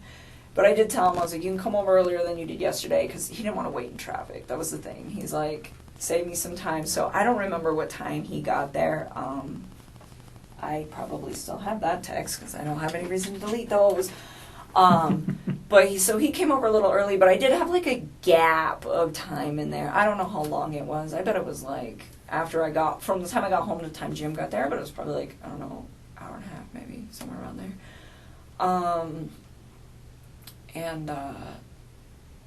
I remember talking to Chris during this time, and it was, like, all text. I did not talk to him on the phone at all on Tuesday. And I was pretty upset, where I was just like, you know, I was going back and forth, like, where's your family, this and this and this, but I'm like, she's pregnant, you know, and this and this, and he's like, the baby's not mine, and I'm just like, you told me yesterday that you think that when she said that she cheated on you, she did it out of spite. And he was like, yeah. And I'm like, so then it's your kid. And he kept denying it. And then, like, he started, like, kind of worrying about us. He'd just be like, well, does this ruin everything with us, this and this and this? And I'm like, no. I'm like just trying to, like, his situation is so much more important right now than, like, our situation. But his main concern is you and him.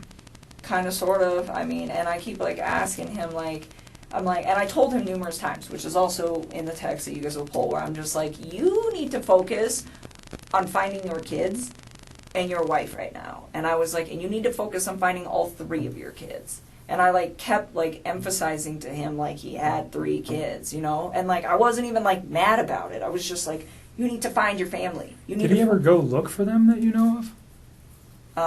I don't know. I don't think so. That like doesn't even like ring a bell to me, so I don't think so. Okay. But oh, and I forgot something else that's really important. I will add it in there too, but let me just finish this thought. So then, Tuesday, what were we talking about? Oh, yeah. So I kept telling him, I was like, Chris, I know it's yours. It's okay. I was like, go find your family, you know? And it's like, was I hurt? Yes. But at the time I realized like his situation with what he had going on was like way more important than like our situation. And so that's why I was just like I confronted him about it. And then I was like, you need to go find them. And like we talked about it for a little while. And then I was just like, I don't remember exactly how it went, but something along the lines where I was like, why can't you just be honest with me? I was like, stop lying to me. Like, stop lying. Did you have an inclination? You've talked to this man a lot. And during this Tuesday, Wednesday conversation, did you feel like he was bullshitting you? A little bit, kind of, yeah. I mean, because he was like,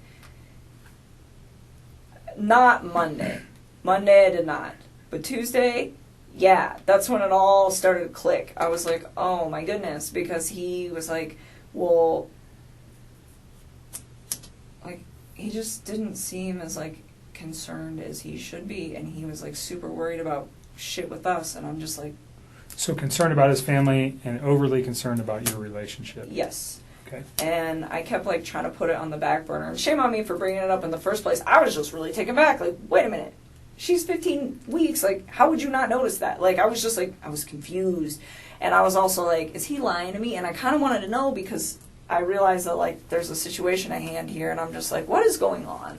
You know, and for part of it, it wasn't even, like, me trying to find out because I'm upset. It was almost like me trying to find out because I'm like, is there something else I'm missing here? Like, I felt like there was, like, pieces to this puzzle that I didn't know existed that were, like, not in place, and it was strange. And so, anyways, I told him, I was like, be honest with me. I was like, don't lie, and I don't remember exactly how it went, but I was, like, trying to emphasize, like, stop bullshitting me. So he told me the truth, and he told me it was his, and then he knew about it. Okay. I was like, okay. And then he asked me again, like, did that ruin everything? And I was like, no. It didn't. And in the back of my head, it's like, yeah, I'm done. I'm not dealing with that. Don't lie to me. But his situation is so critical right now that's like, I'm not going to like ruffle his mental feathers because they're already like really ruffled because of the situation. So like out of respect for his mental health, I just like dropped it. And I just kept telling him like, we're okay, we're okay, we're okay. But how many times do you think he asked you during these phone calls? Oh, it wasn't phone call. This was text. Pardon me. Text Tuesday. Text Tuesday. How many times do you think he brought up your relationship and if you guys were okay? Probably like 2 or 3 times.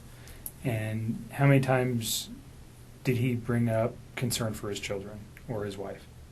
I think he brought it up a lot too. I mean, he kept telling me that he was like worried about them. Okay. I mean, it happened. It wasn't like he was just like spaced out. I mean, he was definitely showing that too. I was just surprised that he was like also showing it for me, because at that moment, if I had some crazy stuff going on with somebody in my family, I would be putting all my relationship stuff on hold. Like, look, like, baby, I got to deal with this. Someone in my family is missing. When I find them, we will talk.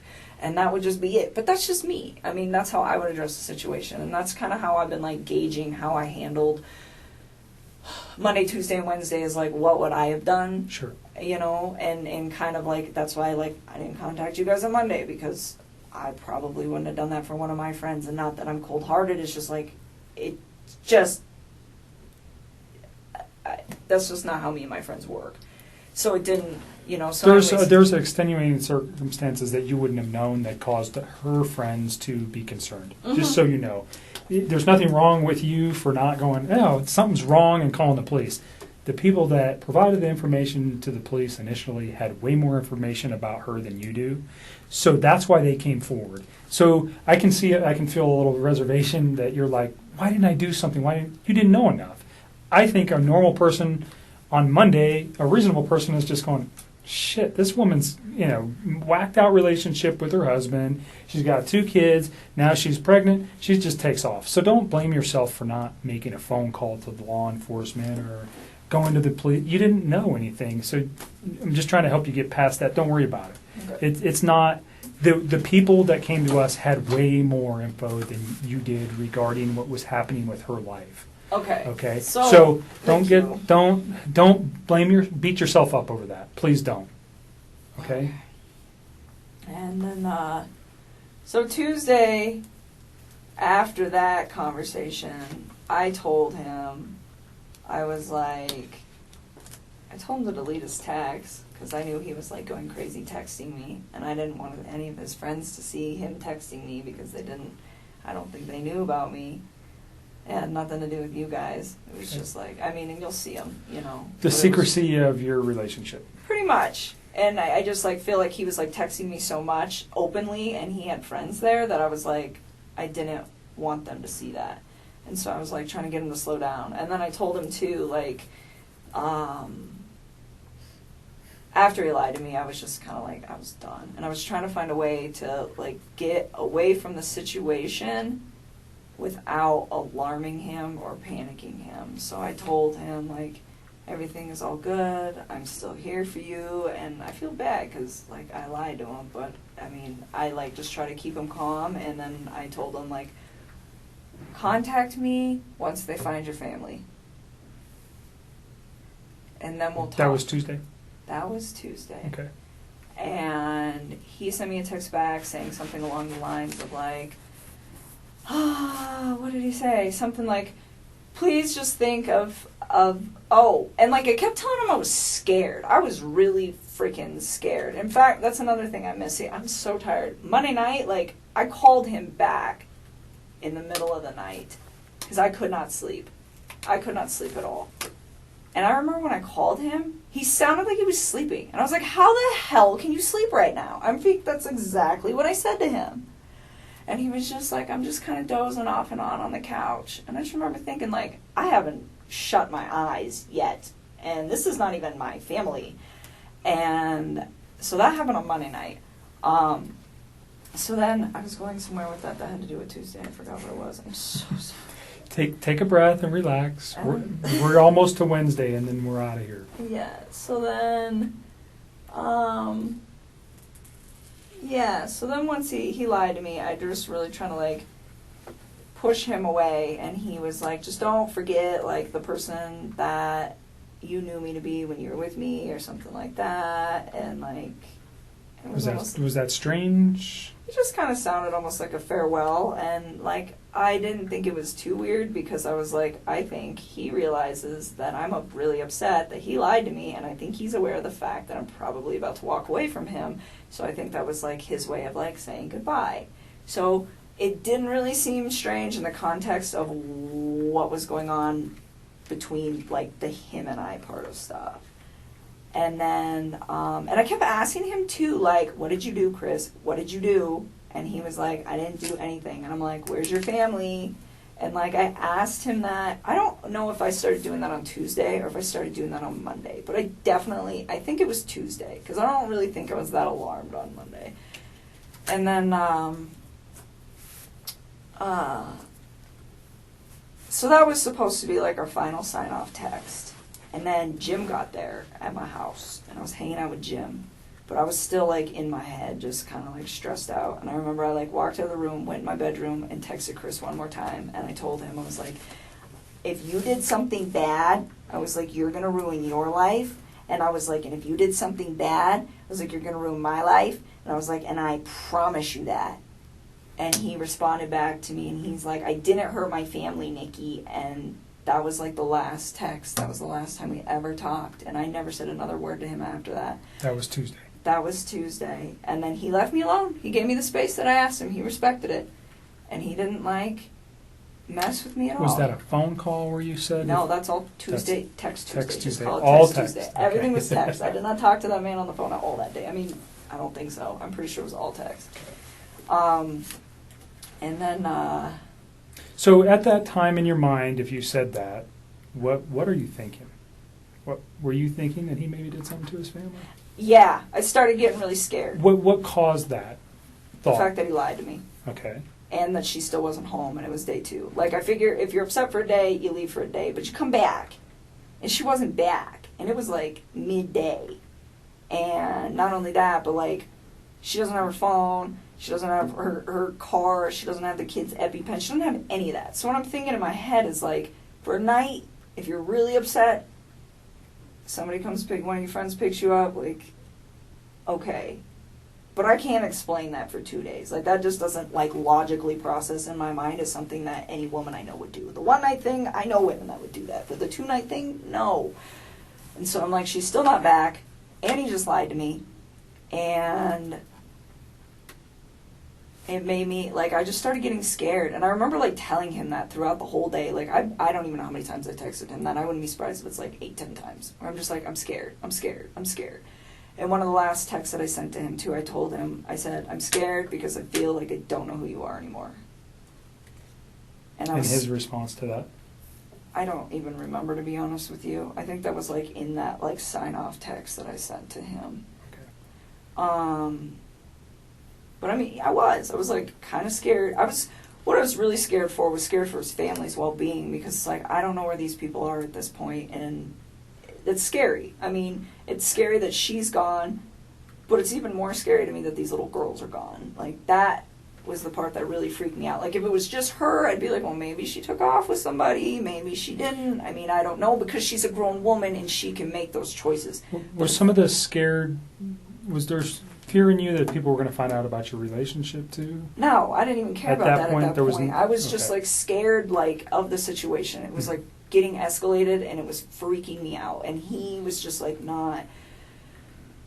He was strange. So, another thing, so that was Tuesday, and that was it for Tuesday, but I forgot some stuff on Monday that I did need to bring up to you guys. So, Monday, when we were on the phone, at one point, he mentioned to me, I can't even believe I have to say this, she left her wedding ring here, and I said something along the lines of, does that mean you two are done? And he was like, oh my God. He said, how much do you think it's worth? And I was like, remember hearing him say that and being like, what the fuck?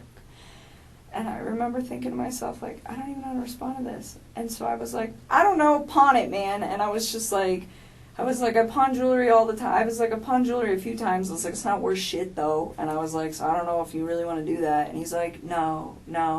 I think I'm going to get it appraised. It's a nice rock. And I was just like, okay. And it was, like, really awkward. And that was on Monday? That was on Monday night.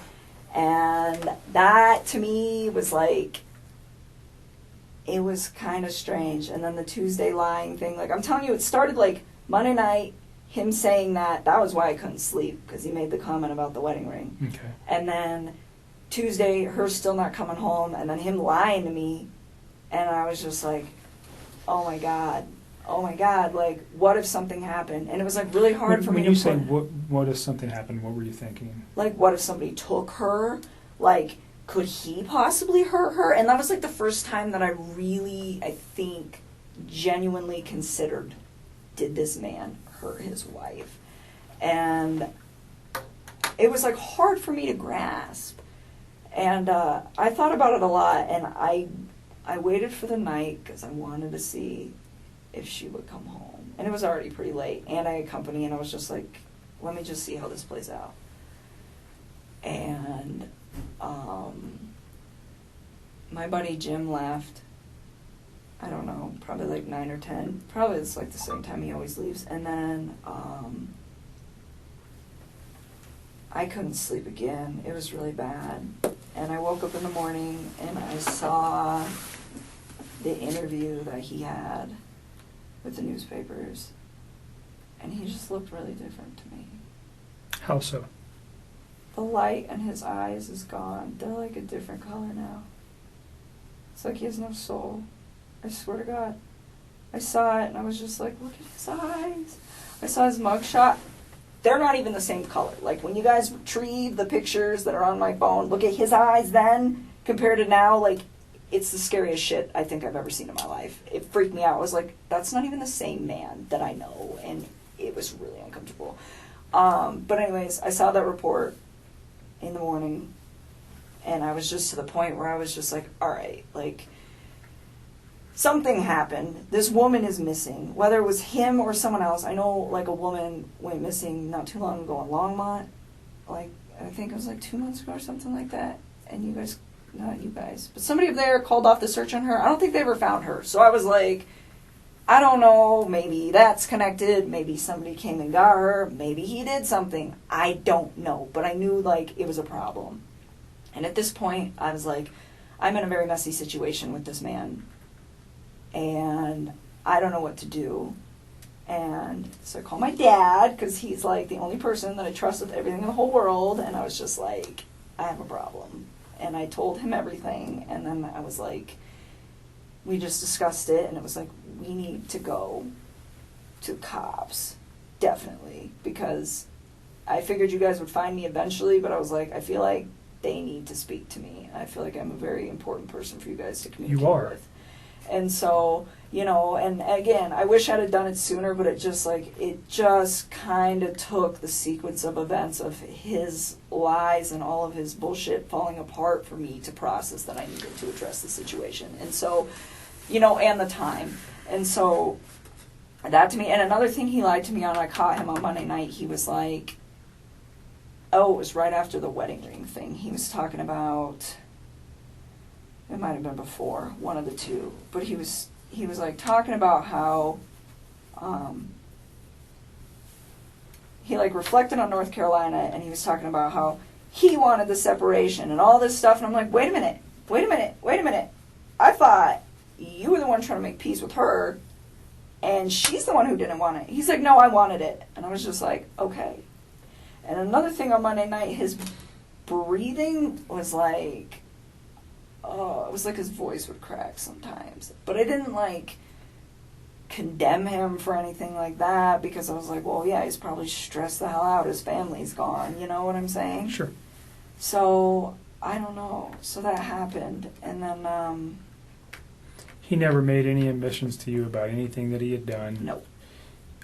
He never said anything about doing, or at any time, not just in these days, but during your relationship, did he ever say anything about hurting his wife, his children? Never. And Never. then on these conversations from Monday to Tuesday, did he ever say that somebody did something to them, or did he ever give an excuse to you how this could have happened? No, I mean Other he than was, they just were going to a friend's house. Yeah, or he was like, yeah, I think she's like with one of her friends, she doesn't want to talk to me kind of thing. But So- other than that, no. I mean, like, he told me, like, yeah, she said she was with another man, but I think it was out of spite. Like, he never really, like, held that she was with another dude. Like, he never was like, yeah, she's with some guy. Like, she said it, but I don't think she meant it. Mm-hmm. It's kind of what he was, like, directing towards me. But no,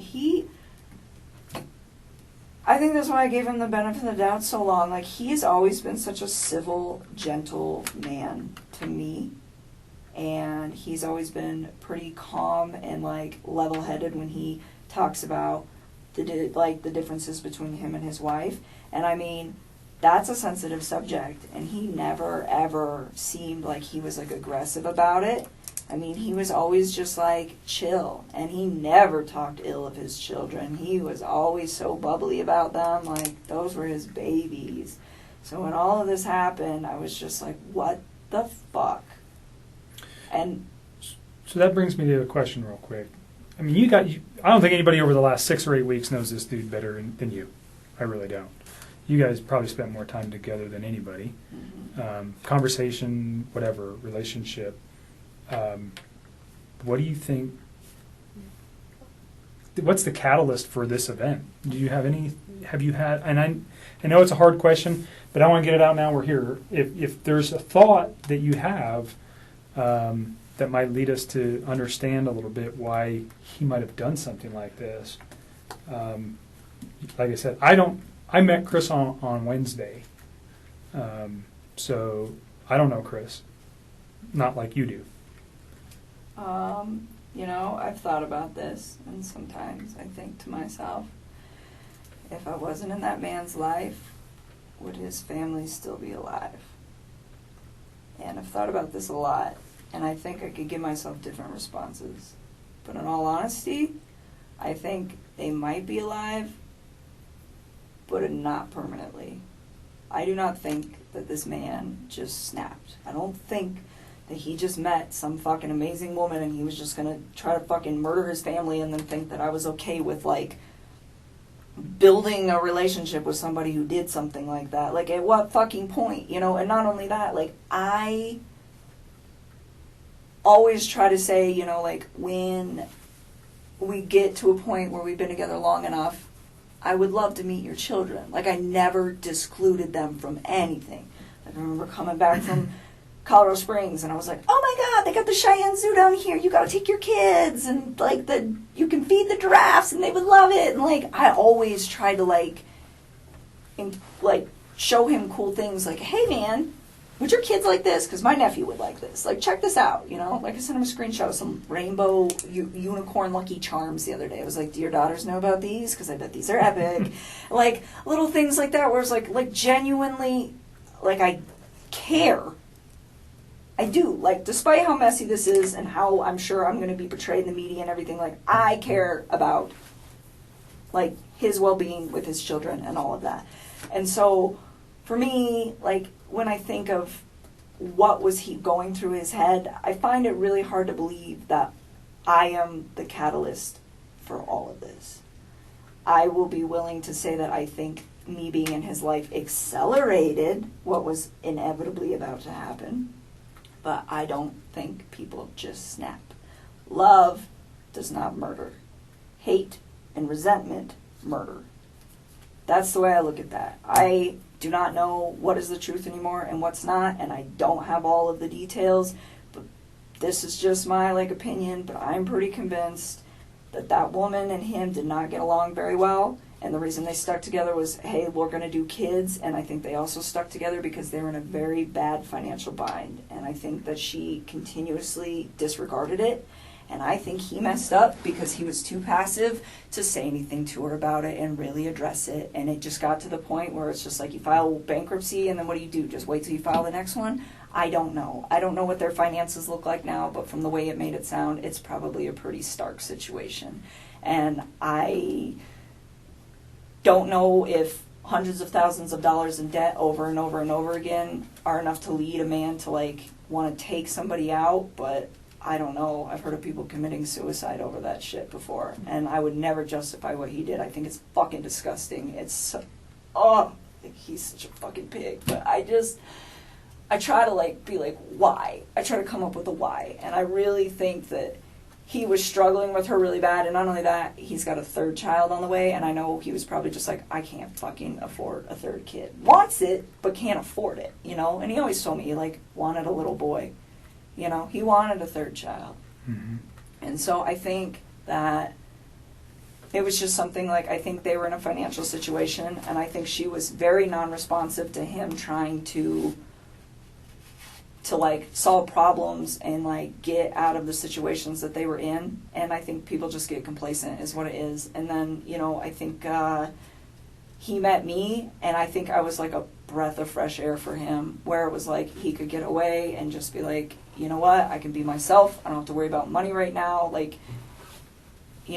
this girl, I have my shit together. My life is so very in order. You seem very organized and independent and dialed Always. in I do for really 30. good. I do really good at work. I have almost a perfect credit score. I've been saving money for a house. I don't mess around. I mean, I screwed up. This is my one screw up ever, and it's about to be on national news.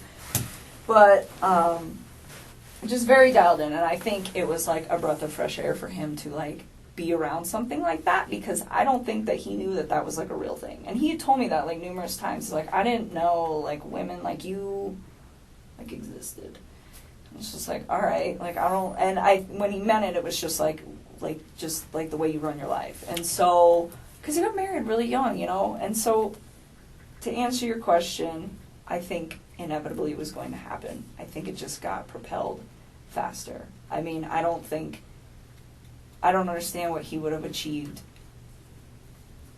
with, if he wanted to be with me that bad, what he would have achieved with me by doing what he did.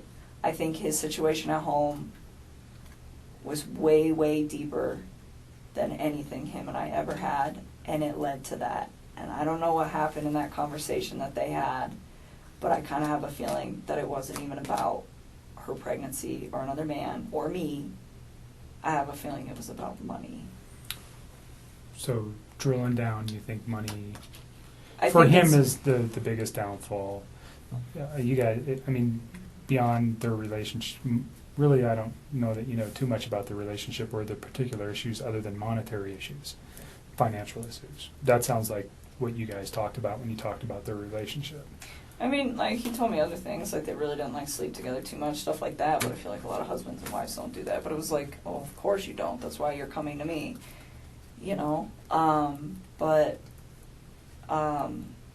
No, I think I just, like, me being in his life just pushed that forward. I honestly think that there's probably a good possibility that this would have just happened.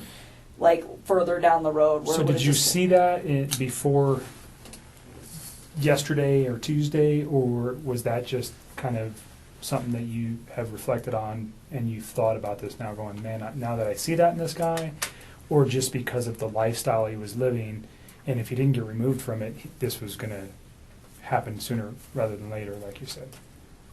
You know, if I was to reflect on anything over, like, the past few weeks, besides, like, the stuff in the last few days where you're like, hey, is there, like, any red flags? I would say, like, no. But one thing I did notice one time is we were sitting on my couch and I was telling him, like, my house, I have a really beautiful house. Like, it's set up, like, really nice. But everything I have is, like, from Craigslist or Goodwill. Like, I have pieced it together and it's all, or, like, marked down stuff. And I have pieced it together in a way, like, it's pretty, huh? It's a pretty house, but you would never guess that, like, everything I got is, like, super discount. And one day we were sitting on my couch and we were just, like, bullshitting about some stuff, and I was telling him, like, oh, yeah, you know, like, I got this marked down on American Furniture because, like, the corner was dented, and, like, I got this one off a guy on Craigslist, and I put it all, and I was, like, telling him, I was, like, I put it all together, and I was, like, to me, I was, like, material things don't make a home. I was, like, it's the energy and the love that you bring to the home. I was, like, it's not about what it looks like. I was, like, it's about what you, like, bring to it, like, mentally. And he, like, collapsed in my lap and gave me, like, the biggest, most genuine hug I think that man has ever given me. And he just laid there, and he was just like, you were so different. And I didn't even say anything. I just, like, put my fingers in his hair and just let him chill there. And I assumed that it had to do with the finances. But it didn't, like, stress me out. It was just, like, this relief sigh where he just, like, dropped into my arms. And I didn't, like, really think too much of that event, except for that I was like, this was like, it was like a really genuine hug, like, collapsed into my lap, like, just so relieved. And I didn't really think much of it until, like, I started reading about, like, their bankruptcy and all this other shit, and I was like, oh. So I think it might have been bigger than he let on, because he never told me about his bankruptcy. Sure. You know, he just told me about his current financials, and he didn't even get that in depth, but I'm assuming they're trashed. And so, yeah, I think her spending all that money and not listening to him, and him not standing up for himself in a calm and, you know, Is to elevate. yeah. Last hard just question kinda- regarding this. Go ahead. And then I have just two cursory questions regarding something else, and then I think maybe Tim has a few questions for you. But I think what you say about the finances directs directly at his wife. Do you think that goes to the children as well? Because she took, did she treat them like that, like they were gold and they got everything as well that you know of? Or do you think there's a separate issue for why he may have done what he did to his children other than financial? That part I don't have an answer for. I can't fucking explain that. I don't even think there is an answer. I don't even think there's any sort of, like, computing up here that could possibly give a rational explanation for why that would have happened.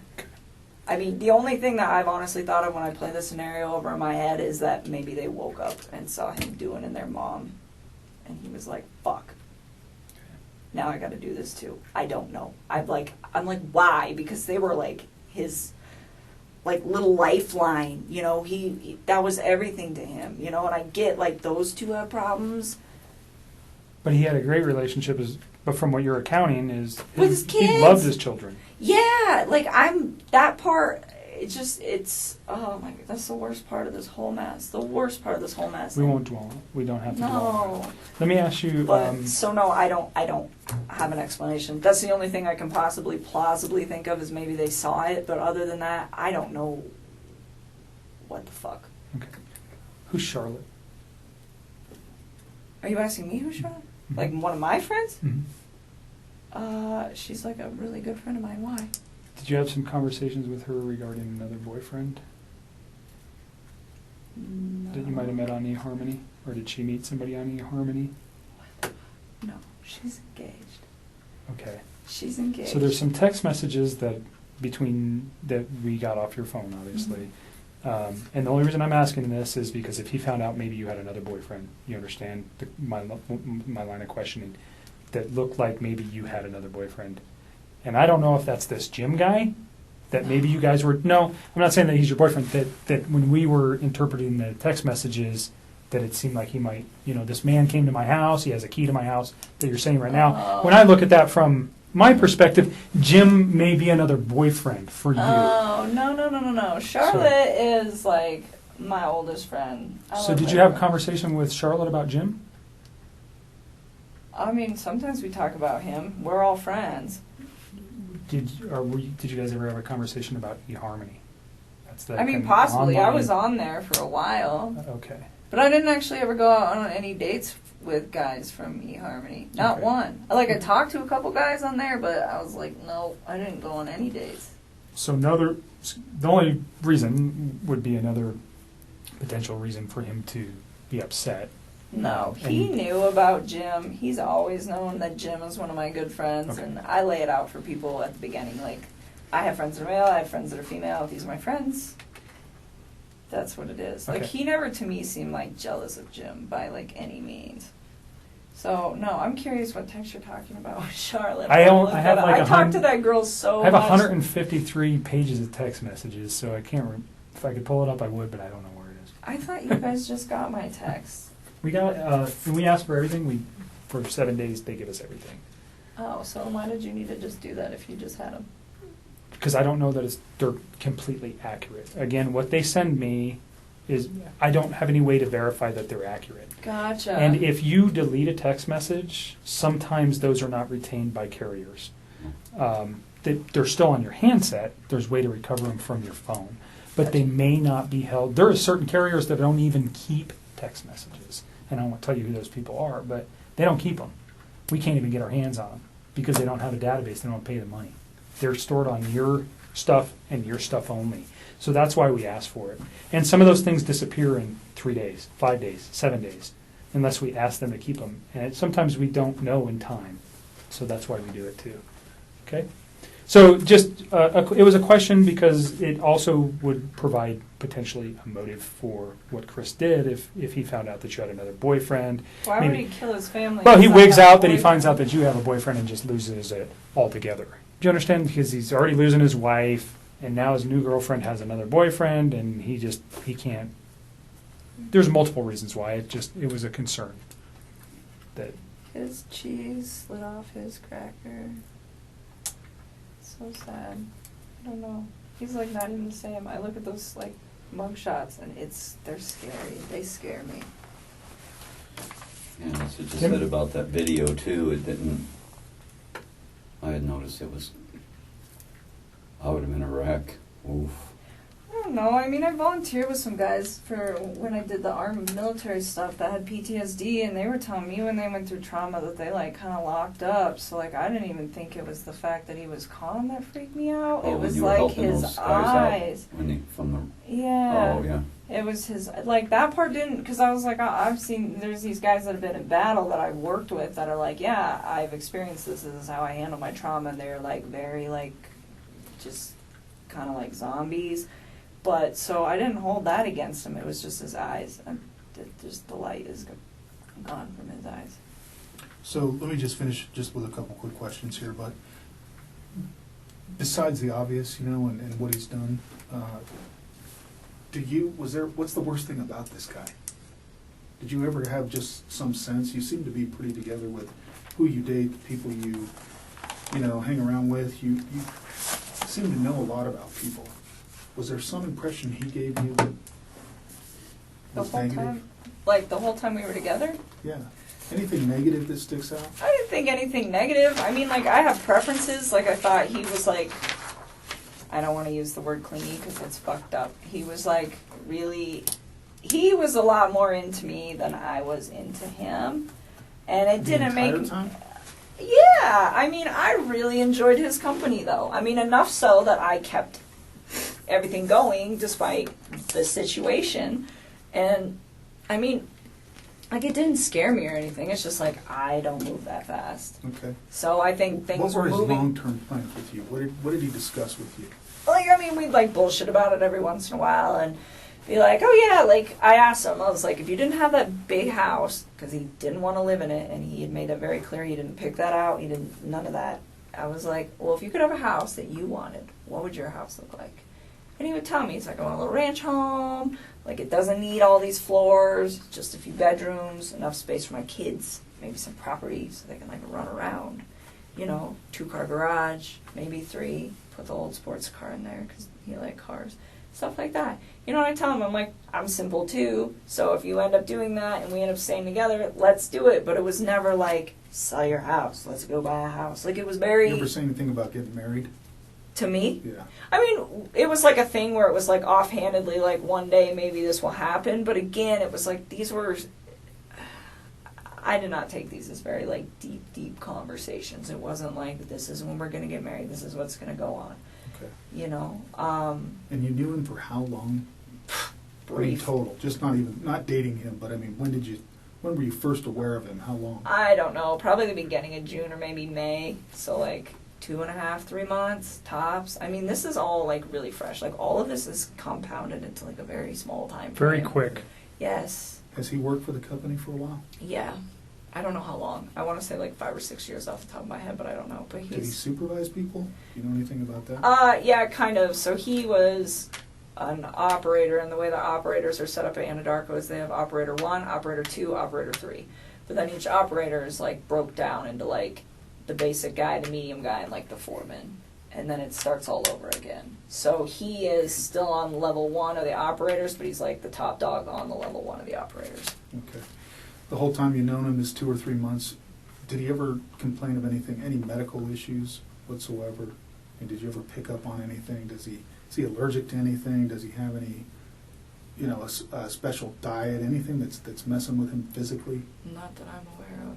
Okay, how about psychologically? Do you ever think there's something wrong with this guy? No, I wouldn't have dated him if I did. He, honestly, I mean, maybe because I thought he was, like, one of the, like, most laid back and, like, decent men I'd ever met, and I just haven't met a lot of people like that. But, I mean, no, not up until all this stuff started happening. Then I was like, whoa, you are not the person that I thought you were. But prior to that, no, not at all. I really didn't. I enjoyed his company. You think he was dating anyone else? No. No way? No. Okay. He was way too invested in that. Was the relationship was it sexual right off the bat? Pretty close. I mean, like, once we got it to be, like, where we're hanging out outside of work, yeah. I mean, it wasn't, like, immediate, but shortly following that, yes. And then it just continued. Okay. Pretty consistently throughout the relationship? So kind of hot and heavy. You mentioned that maybe you guys were sending some photos back and forth. What kind of photos is he sending you? Well, see, he would, like, send me, like, workout photos, stuff like that. He sent me a couple of inappropriate pics. I did not request those. I didn't even want them. I was just like, why did I do What this? were they? Oh, it was of his package. And I'm just like, okay, cool. Like his face and everything, or just No. Okay. No, that's it. But I think he only did that like one time. It's just like, I don't even really want this. But usually he would just send me pictures, like workout pics, like progress pics stuff, and I would just kind of keep him updated, like, because he had some like fitness goals in mind, so it's kind of like trying to help him out with that. Okay. When was the last time you guys were intimate? Saturday. Was that the Broncos game? Where would that have taken place? At my house. When he went to go pick you up before heading up to... He didn't pick me up. We drive my vehicle. But, yeah, prior to and immediately following afterwards. So it was like, So when he dropped you back he off, came to my house, you it did. happened, and then we went out to dinner, and he came back to my house, happened again, and then he left. Okay. Any other stressors in his life besides finances and that he mentioned?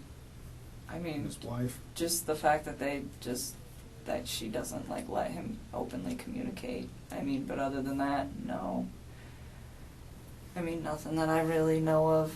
We didn't like dive super deep into that stuff. It was just like occasionally there'd be a conversation where it would come up, and I mean, it wasn't even really information that he wanted to provide. It was just like me being curious, like, why are you separating from her? This is good to know. Or like, what are your finances like in case I end up building a life with you? But it was usually me like doing the inquiries, but I used to try not to be like super invasive about that stuff. Mhm. What are the, in your mind, again, just real quick, what are the things that really pop out to you that he would complain about his wife?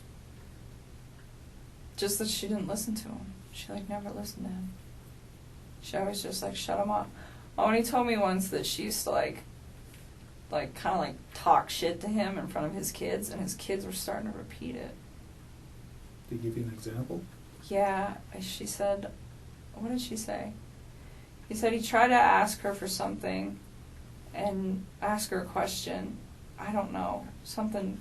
He didn't like dive super into this. This was like pretty early on, and she said she told him to shut up and that he didn't know anything. And his kids started like repeating it. And he said that it made him really sad, and he realized that that was when he needed to separate from her. So, and he never, though, he said she was a good mom? Yeah, I mean, he never complained about her being like a bad mom or neglectful or anything like that. Abusive, anything like that? Nothing. When it comes to like violence or anger or any of that, nothing. I mean, and he even said like, yeah, like so she kind of like gets bossy with me sometimes, but as far as like arguing back and forth, he's like, that never happens. He's like, we don't fight like that. So I don't know. He seemed pretty like even keeled with stuff. So Did they talk about how they discipline their kids at all? I never asked. I felt like that was not my place. And he never mentioned it? Nope. That's all I was going to ask. Just making sure nobody else. What time is it? I've been so. It's 8 o'clock. Yeah, It's time to go. You have my card. Things will probably come to your mind in the next day, week, month, year, especially as you get some sleep and recover here. Please don't hesitate to call me. My email's on there. You can email me. The business phone number on there is not accurate. I used to work in our Pueblo office until So what is it? July. Just call my cell phone. I'm never in my office anyways. Okay. Okay? My cell phone will always be the same, so just call my cell phone. And I will respond to you as soon as I can. If you need to send an email, again, you can send an email to me. Okay? If I can help you in any way with some services to deal with the obvious trauma that you face, let me know, and I'll get you in touch with the people that can help you. Also, if you have issues with anybody intimidating you in any fashion, I will tell you right now, I have zero tolerance for that. Zero. I will charge anybody if I can prove it, and I will take them straight to jail. Period. You're not a suspect in anything. You're merely a witness. Unfortunately for you, you met a man who did some terrible things, and I won't stand for it. Through my career, period, zero tolerance. You will go straight to jail. You call me immediately, and I will handle it. I appreciate Okay? that. And finally, you probably eventually are going to get media inquiries. When are you thinking this is going to happen? I don't think it's going to happen soon. I really don't. I will tell you today that there was an inquiry from a media member requesting to know if there was any other people involved in Chris's life. I think the story is they're searching, but there's only a multiple couple of reasons that somebody could think what would cause this. Well, they're seeing they? the financial stuff. They're posting it. Right. I'm seeing And it. So I think there's a buffer for you for a couple of reasons. I told you today, I did not see the affidavit. I don't think your name was mentioned in it. There's no reason for it, I don't think, at this time for his arrest. When the affidavit becomes public, which I think they mentioned maybe early next week, that'll keep them media busy for a while. Oh, so her name wasn't in it, that you I think? don't think your name Mark was said in he it. didn't publish that thing Right. yet, so if he has He, so I talked to Mark this morning, and I know he has not written a report. Now, I do know that he did talk to the people yesterday just regarding her, because it was important for some of the things we were doing yesterday. Again, I don't think your name appears in that report. But don't hold me to that. I didn't write the affidavit, but from what I know, it doesn't. So at some point, your name is going to come out. I mean, there's just no way it's not. And like I told you, I want. So when do you think that is? Like when we take this to trial? I don't Like know. at what point? Because nobody knows about this. Right, but Chris does. Yeah, I don't think he's in any rush to tell the media anything. I mean, maybe. Is there mitigators that he, in his mind, or again, you got a phone call from the public defender's office, whether you talk to them or not, I that's did your business. not. You didn't? I did not. Oh, I thought you did. I did not. Hmm. I didn't know what to do. Mark said to ask you what to do. Okay, so did they reach out to you? Yep. Okay, you can, your decision. You don't have to talk to them, or you can. I won't say either way. You have to make that decision for yourself. I don't really know what to do. I feel like if I talk to them, they're either going to try to like find some holes in my story or try to get me to like be Chris's only ally, and I don't really feel like dealing with either one of those. Then I think you've made up your mind. Yeah, So, I don't and want maybe to. confide in your father. No, that's what we were Should talking we about. Yeah. already talked? I can't really give you legal advice. They have every reason to want to talk to you. Just like if they got to you before I did, I would want to talk to you too. You understand what I mean? And I won't hamper what their investigation is or anything. They want information too, certainly. They have a client that they're trying to protect and make sure that everything that we're looking at is the same thing that they would want to But look they at. can get it from you. They will get it from us. So- It'll be in discovery. They'll get everything that we've talked about here, and that's so when that happens, which is pretty short order. The reports that we will generate, everybody involved in this case, will be sent to the public defender's office. I think at that time you might find that there could be some exposure for you. So I am not going to tell anybody who you are. If somebody called me today, I don't talk to the media. I don't have any business talking to the media. Mark has no business talking to the media. They don't need to know who you are. Your part in this is not relative to anything to the story. For me, it's nothing that they need to know, and I don't ever give information to anybody. They're going to dwell on it though. They're going to try to use that as his why. I don't think it's his why. I really don't. That's why I asked you that question. No. You think his why is financial? And whether or not we ever know what his why is, I don't know. Did he tell you guys what his why was? I can't discuss it with you. So just a quick open question. The way the legal system runs, is it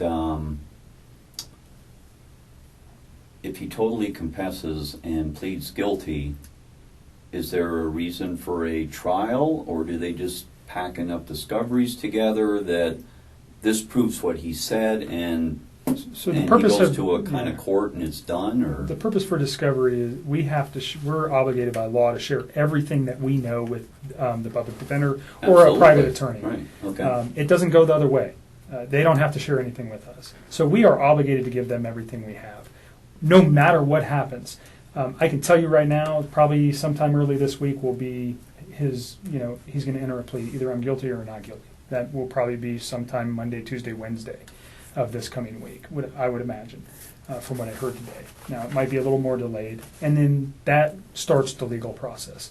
So But if he pleads though, guilty, could that happen today? Sure, certainly. I mean, he could go to his attorneys. You've seen it happen before.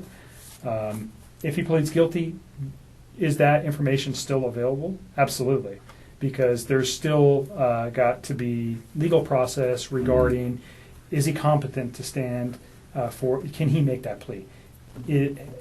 Are the attorneys going to allow him to do all so? the stuff. You know what I'm talking about. Yeah, So okay. all that information still goes to them, and then that would play into potentially what is the sentence, what could be the penalty. All those things have to be looked at by attorneys. So there is not them ever getting her name. It is going to be there at some point. And I don't know. I understand your fear, and that's why I told you that if anybody, I don't care if somebody calls you and says, anything minor, you call me and let me know, please. I will not stand for that. Well, Okay. So it would be the news people would only be the ones that, and of course they already know what to.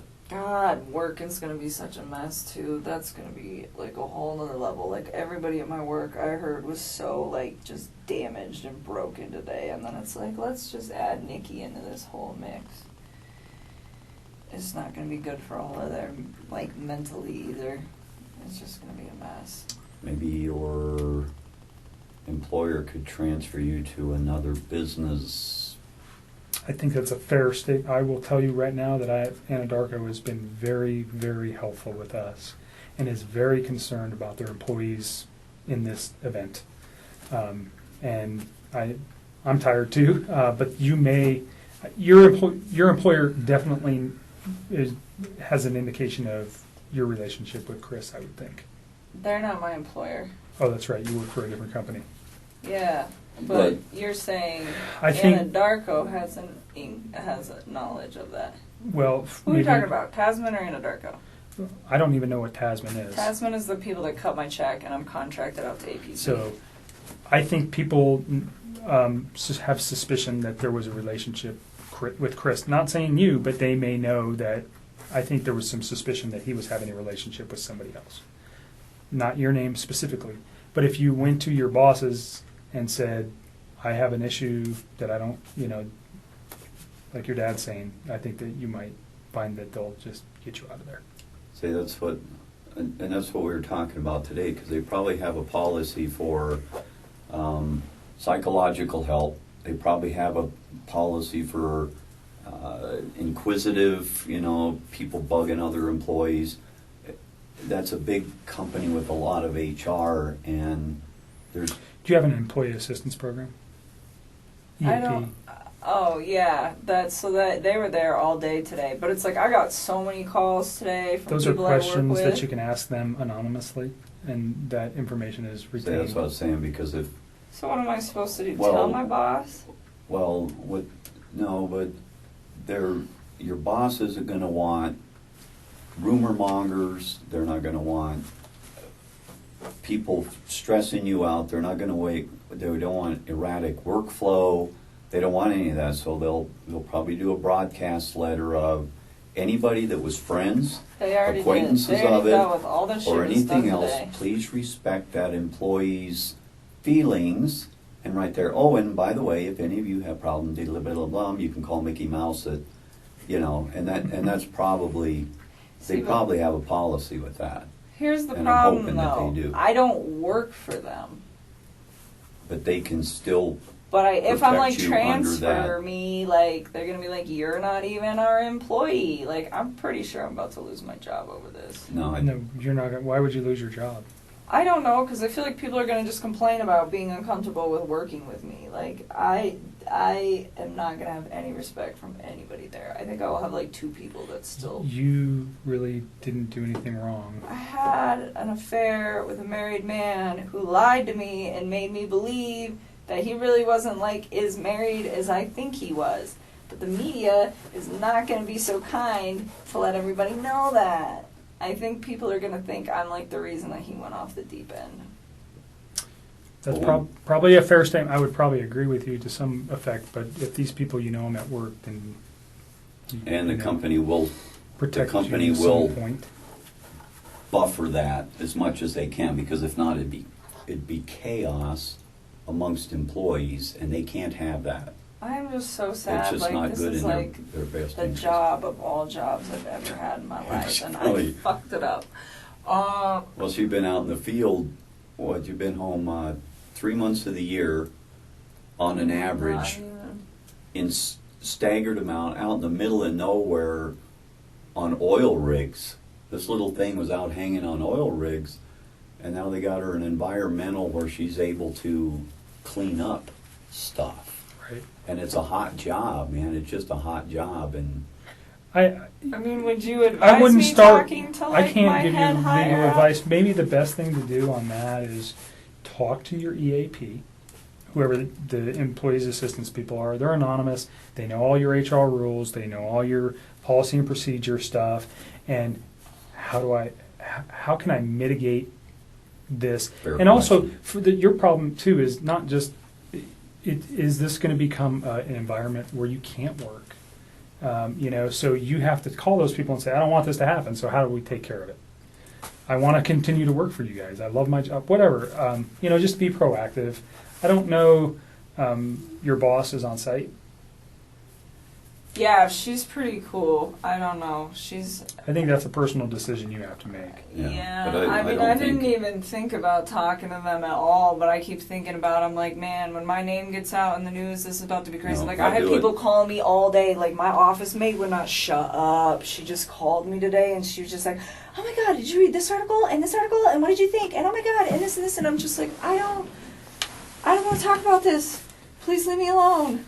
And like it was really overwhelming. And my project manager called me, and he's really chill, so we made it a very quick conversation. But some people just like didn't get it, and it's so hard to me I because would I get feel in like front of I'm lying to them. I'd get in front of it. No, don't. Yeah, because Make the a company, decision. I don't think it would be in their best interest, legally, morally, or profit-wise, to have a bunch of junk going on. They would suppress it to keep it at least where everybody's treated with respect throughout the company. This is a tough situation. They'll put the I mean, presidential I could speech do that in it, job like 75% of that at home. Yeah, I I've would- already been thinking about that. I was thinking about just asking Lena, like, hey man, just let me come in at like 5 in the morning and deal with the gas monitors like 2 days a week. No one will even know I'm and I there. believe that And let me just work at they home. probably made a statement on that, what'd you call it, OHP or EAP. EAP. EEP? They put out a notice today. If they put that out and it says your confidentiality will be respected, It has to be. if that got leaked through an HR department and that got out after you told them something, that would not be good for. Employment law is very strict on that Yeah, kind of so stuff, I and think you should just not attack it, but be proactive in it and snuff it, because And what? Just go tell my boss, like, not what I told you guys, but like a summed up version of it. Like, hey, Well, my they- name is about to get released in the media, and there's a lot of stuff. I don't know if I'd need do to- that in that fashion. I might you just need to figure out a tactful way to do that. And perhaps in an employment, there is attorneys that deal with employment law, and maybe you want to reach out to one of them. That might help you. I don't know. It's a decision that you might need to make, or you might want to talk. I think I would talk to EAP first, because it's not going to cost you any money. See if they'll do something. I hope so, because they're not actually my employer. So Well, they're an outside agency that just knows what's going on. but See, both I don't know, so companies, it would be in their best interest to protect everybody, including all the foremen he worked with, apprentices he worked with. I mean, all of those people have a lot of information too. Not like me. But again, they don't want to hear it. They don't want to have, they don't want to talk about it. They have the same rights. So it would be a company-wide thing. So I would just, On the media we'll stuff, work on that. Yeah, I think you've got a grip on that. On the media stuff, for you, I wouldn't talk to the media. Just tell them you don't have any comment, and for you, probably the same. And if they just persist, maybe put somebody, things like your dad is your biggest confidant here, and maybe make a brief statement. If my daughter doesn't want to say anything, have a nice day, whatever. You know, because if you appease them a little bit, sometimes they'll go away. That would just be my suggestion. Don't talk to them. You don't need to. I'm not going to. I guess they're gonna make their own assumptions. Let You, them, So does your neighbor, so does the right. They'll be guy talking, as soon as they stopped at the figure red out who light. you are, they're going to talk to your neighbor, and they're going to say, oh, yeah, I saw Chris, you know, and her together, you know, whatever. You know what's going to happen. Just prepare yourself, and then it won't be.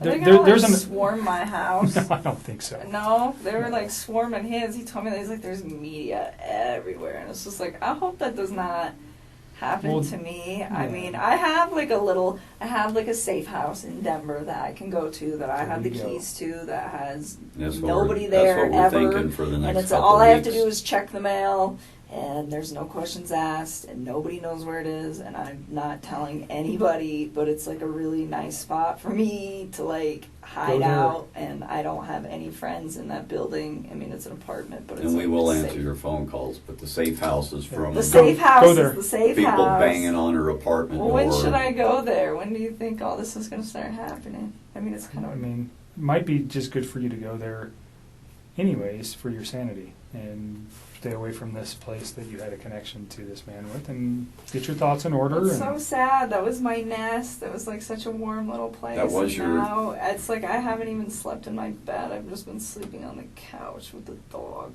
I don't even want to do it. What other questions can we answer before we go? I don't foresee talking to you again regarding this now. An attorney might review something and go, hey, can you ask her another question? And that would be a long ways down the line. I don't think there's anything else. I let you talk for a long time today to get it all out. So we don't have to do this again because I don't want to traumatize you again. But if there is important things that come up, please know that I do want to talk to you about those. Other things that we haven't talked about today, or if something just, I mean, I got to tell them, just call me. I mean, like some things I thought were really important. Like the other day, like I didn't mention the wedding ring thing, and then I was like, that was really creepy. I should probably tell them about that. And yeah, that And you got those cards. I gave you those cards. So you gave me cards and there was clothing in there. Yeah, I don't care what you do with it all. I just don't The want clothing, was any of the clothing anything he wore this weekend, or is it stuff that was from... it. No. It was like stuff that he brought over like prior to that. Okay. None of that. Like some of it's been washed and folded since then. Yeah, I just wanted it out of my house and didn't want to throw it away. We'll So take you care of guys it. can We deal have with it. We'll take care of that. If I have questions on the context of a text message, I might just call you and say, "Hell, does this mean?" Because I might not Yeah. understand what you were talking about. If that's okay with you. Yeah, Um, that's fine. If it's, I'm not going to bother you unless it's really important, because I think I have everything I need from you today. okay. Yeah, we just wanted to make sure you guys had it so that Well, and we don't. I you can don't find the right person or yeah, something We don't and want to get do it it done. again. Yeah, and we know we have the right person, and I am sorry that you're involved. I am. It's never a good time to say anything like that, but it's a bad deal. This whole thing is, and this is one of the tougher cases that I think I've been doing this a long time. It's, you know, it's tough. So for you, it's even tougher. And don't forget to reach out to somebody for your sanity. Like I asked you downstairs a question, and you said no. You remember what question I asked you, right? No. You know how many questions you asked me Did you want a tonight? pizza? Well, hell, Pizza. I want I food love too. pizza. No, I asked you if you had any concern. I asked if I should be concerned at all about you hurting yourself. Oh, no, I don't feel the need to do that. I Great. just want people to leave me alone. I And just if feel like you- I want to like hide for a little while all Just of this please is happening. reach out to your family or even me, and if you have anything that's struggling, like I told you, there's people I can put you in touch that will talk to you. I'm not a psychologist. That's not what I am. But people sometimes that get caught in these situations, they end up having lots of emotional issues, and you need to address them. Don't just hide that stuff. Okay. All right. Are you guys You gonna seem help pretty me if super we go? intelligent. So I appreciate that. That's a nice compliment. When we go to like trial for this, if that's what he so feels the need to take this to, are you guys gonna help like coach me through these course. questions? So we would be there to rediscuss our conversation today, the conversation you had with Mark, and then an attorney would talk to you prior to any questioning on the stand regarding what kind of questions they're going to ask you. And really the only thing you have to remember, I mean, if you're worried about your recollection or your recall or, you know, how you might remember this, everybody worries about that. Even we do. We spend hours on the stand, and it's very difficult. But the only thing you have to remember is tell the truth. And the truth will never change in your mind. You know what happened during these 6 weeks. You know what happened on Monday and Tuesday. And as long as you tell the truth, then there's nothing to be worried about. If you don't remember something, you don't remember it. Might they pick on you a little bit about that? Absolutely. They usually pick on us a lot more than they do you guys. So, but that's so far down the road. I mean, how long are we talking? Like, how long That is this could whole process be, gonna well, take? so he has the right to a speedy trial once he makes a plea, which is 45 days. Do I think that's going to happen? Absolutely not. I can tell you that the majority of the homicides that I work on average somewhere between 1 and 3 years. Yeah, look at the So clown do man. I gotta just deal with with the the theater. media, like knocking on my door You're- like that for like 3 years? 'Cause that's This like enough to case go will for- be hot until the next, unfortunately, crazy case comes up. And you know it's true. I don't know if you watch the news. There's a reason I really don't. Every week. I don't. But watch you the know news. there's something new every week that's the hot topic. This one might be hot for a week, 2, 3, whatever, and then something else is going to happen, and they're going to forget all about this one until it comes back to court, and then it's going to be revived, if it ever does. I don't know what that, you know, he So- has all sorts of, he could plead. He could say, I want to go to trial. I didn't do this. Whatever. He could say whatever. So it could be tomorrow. It could be 5 years. It just depends. I mean, there's a lot of things that can slow cases down. Yeah, look at that theater thing. I mean, that was a whirlwind for, what, a month or so? Sure. And then all of a sudden, as soon as people started figuring out what that guy was all about, all of a sudden they started just like, man, he's weird. He was psycho. Look at him, and he just kind of just. And then it But I petered notice off. it shows and then- up like every. Huge. That's a huge event. Yeah. You know, But certainly it shows up every 6 unprecedented. months or a year. Here. Sure. You know, I mean, you look at. Ugh. I just. There's no way to know that. But if, Okay. like your dad's saying, you know, like on that guy was sent to the state hospital for evaluation. And that takes a long, long time, and that can draw out cases if there's evaluations. There's all sorts of things that come into play that really don't worry about. Is put this thing out of your mind as much as you can, and when the time comes, if it ever does, that you had to testify, you will be in good hands. We'll take care of you. The attorneys handling this case are going to, you know, take care of whatever needs to happen. Okay? Okay. And if you have questions that you can't think of now, just call me. Yeah, I don't think we're gonna talk to the other side. From what we were discussing, they can get the discoveries from you I guys, don't and want it's, to deal with him it's- anymore. it's Mark less already than- said he's like he might try to call you. I think I'm gonna just ignore that. Who? Chris. I don't know if he will try to call me. I heard. Did they find those little girls yet? I haven't looked for them. And I they don't- thought, or I they don't knew where know. they were at. You don't know yet, I because you've been don't. in here with me. Right. Oh my god. I find the whole thing very weird if the close, as much as you told me that he was as normal as he was, but yet some very close friend would call within a couple of hours of her not answering the door, or what was it? Well, I think she was like on meds or something. Like, so I think she wasn't concerned But to about call Chris. but to call the police within just like the same day, and yet he acted normal on this end, that is weird. Yeah. Somebody, there's two different lives there or something. Oh, there's definitely two different lives there. That's why sometimes I have to I feel like when he's like, well, what did she, if people are like, what did he say about her? And it's just like, I don't even know if I want to say it, because who knows if that's what's really happening. I mean, maybe, maybe not. Molly called me back, so we'll call her tomorrow. Okay, I think I might need to approach Anadarko. I really don't want to go to work tomorrow. I don't think I'm going to.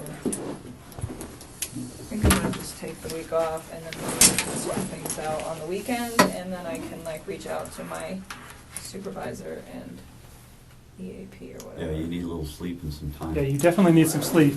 Don't drive tonight. Yeah. She's, I'm gonna drive her home and then all the way back. I'll walk you guys down. You're gonna get. Yeah, I'll You get need to tape. use the restroom first, Pumpkin? No, which is crazy because I've drank so much water today. I really, really do appreciate you being completely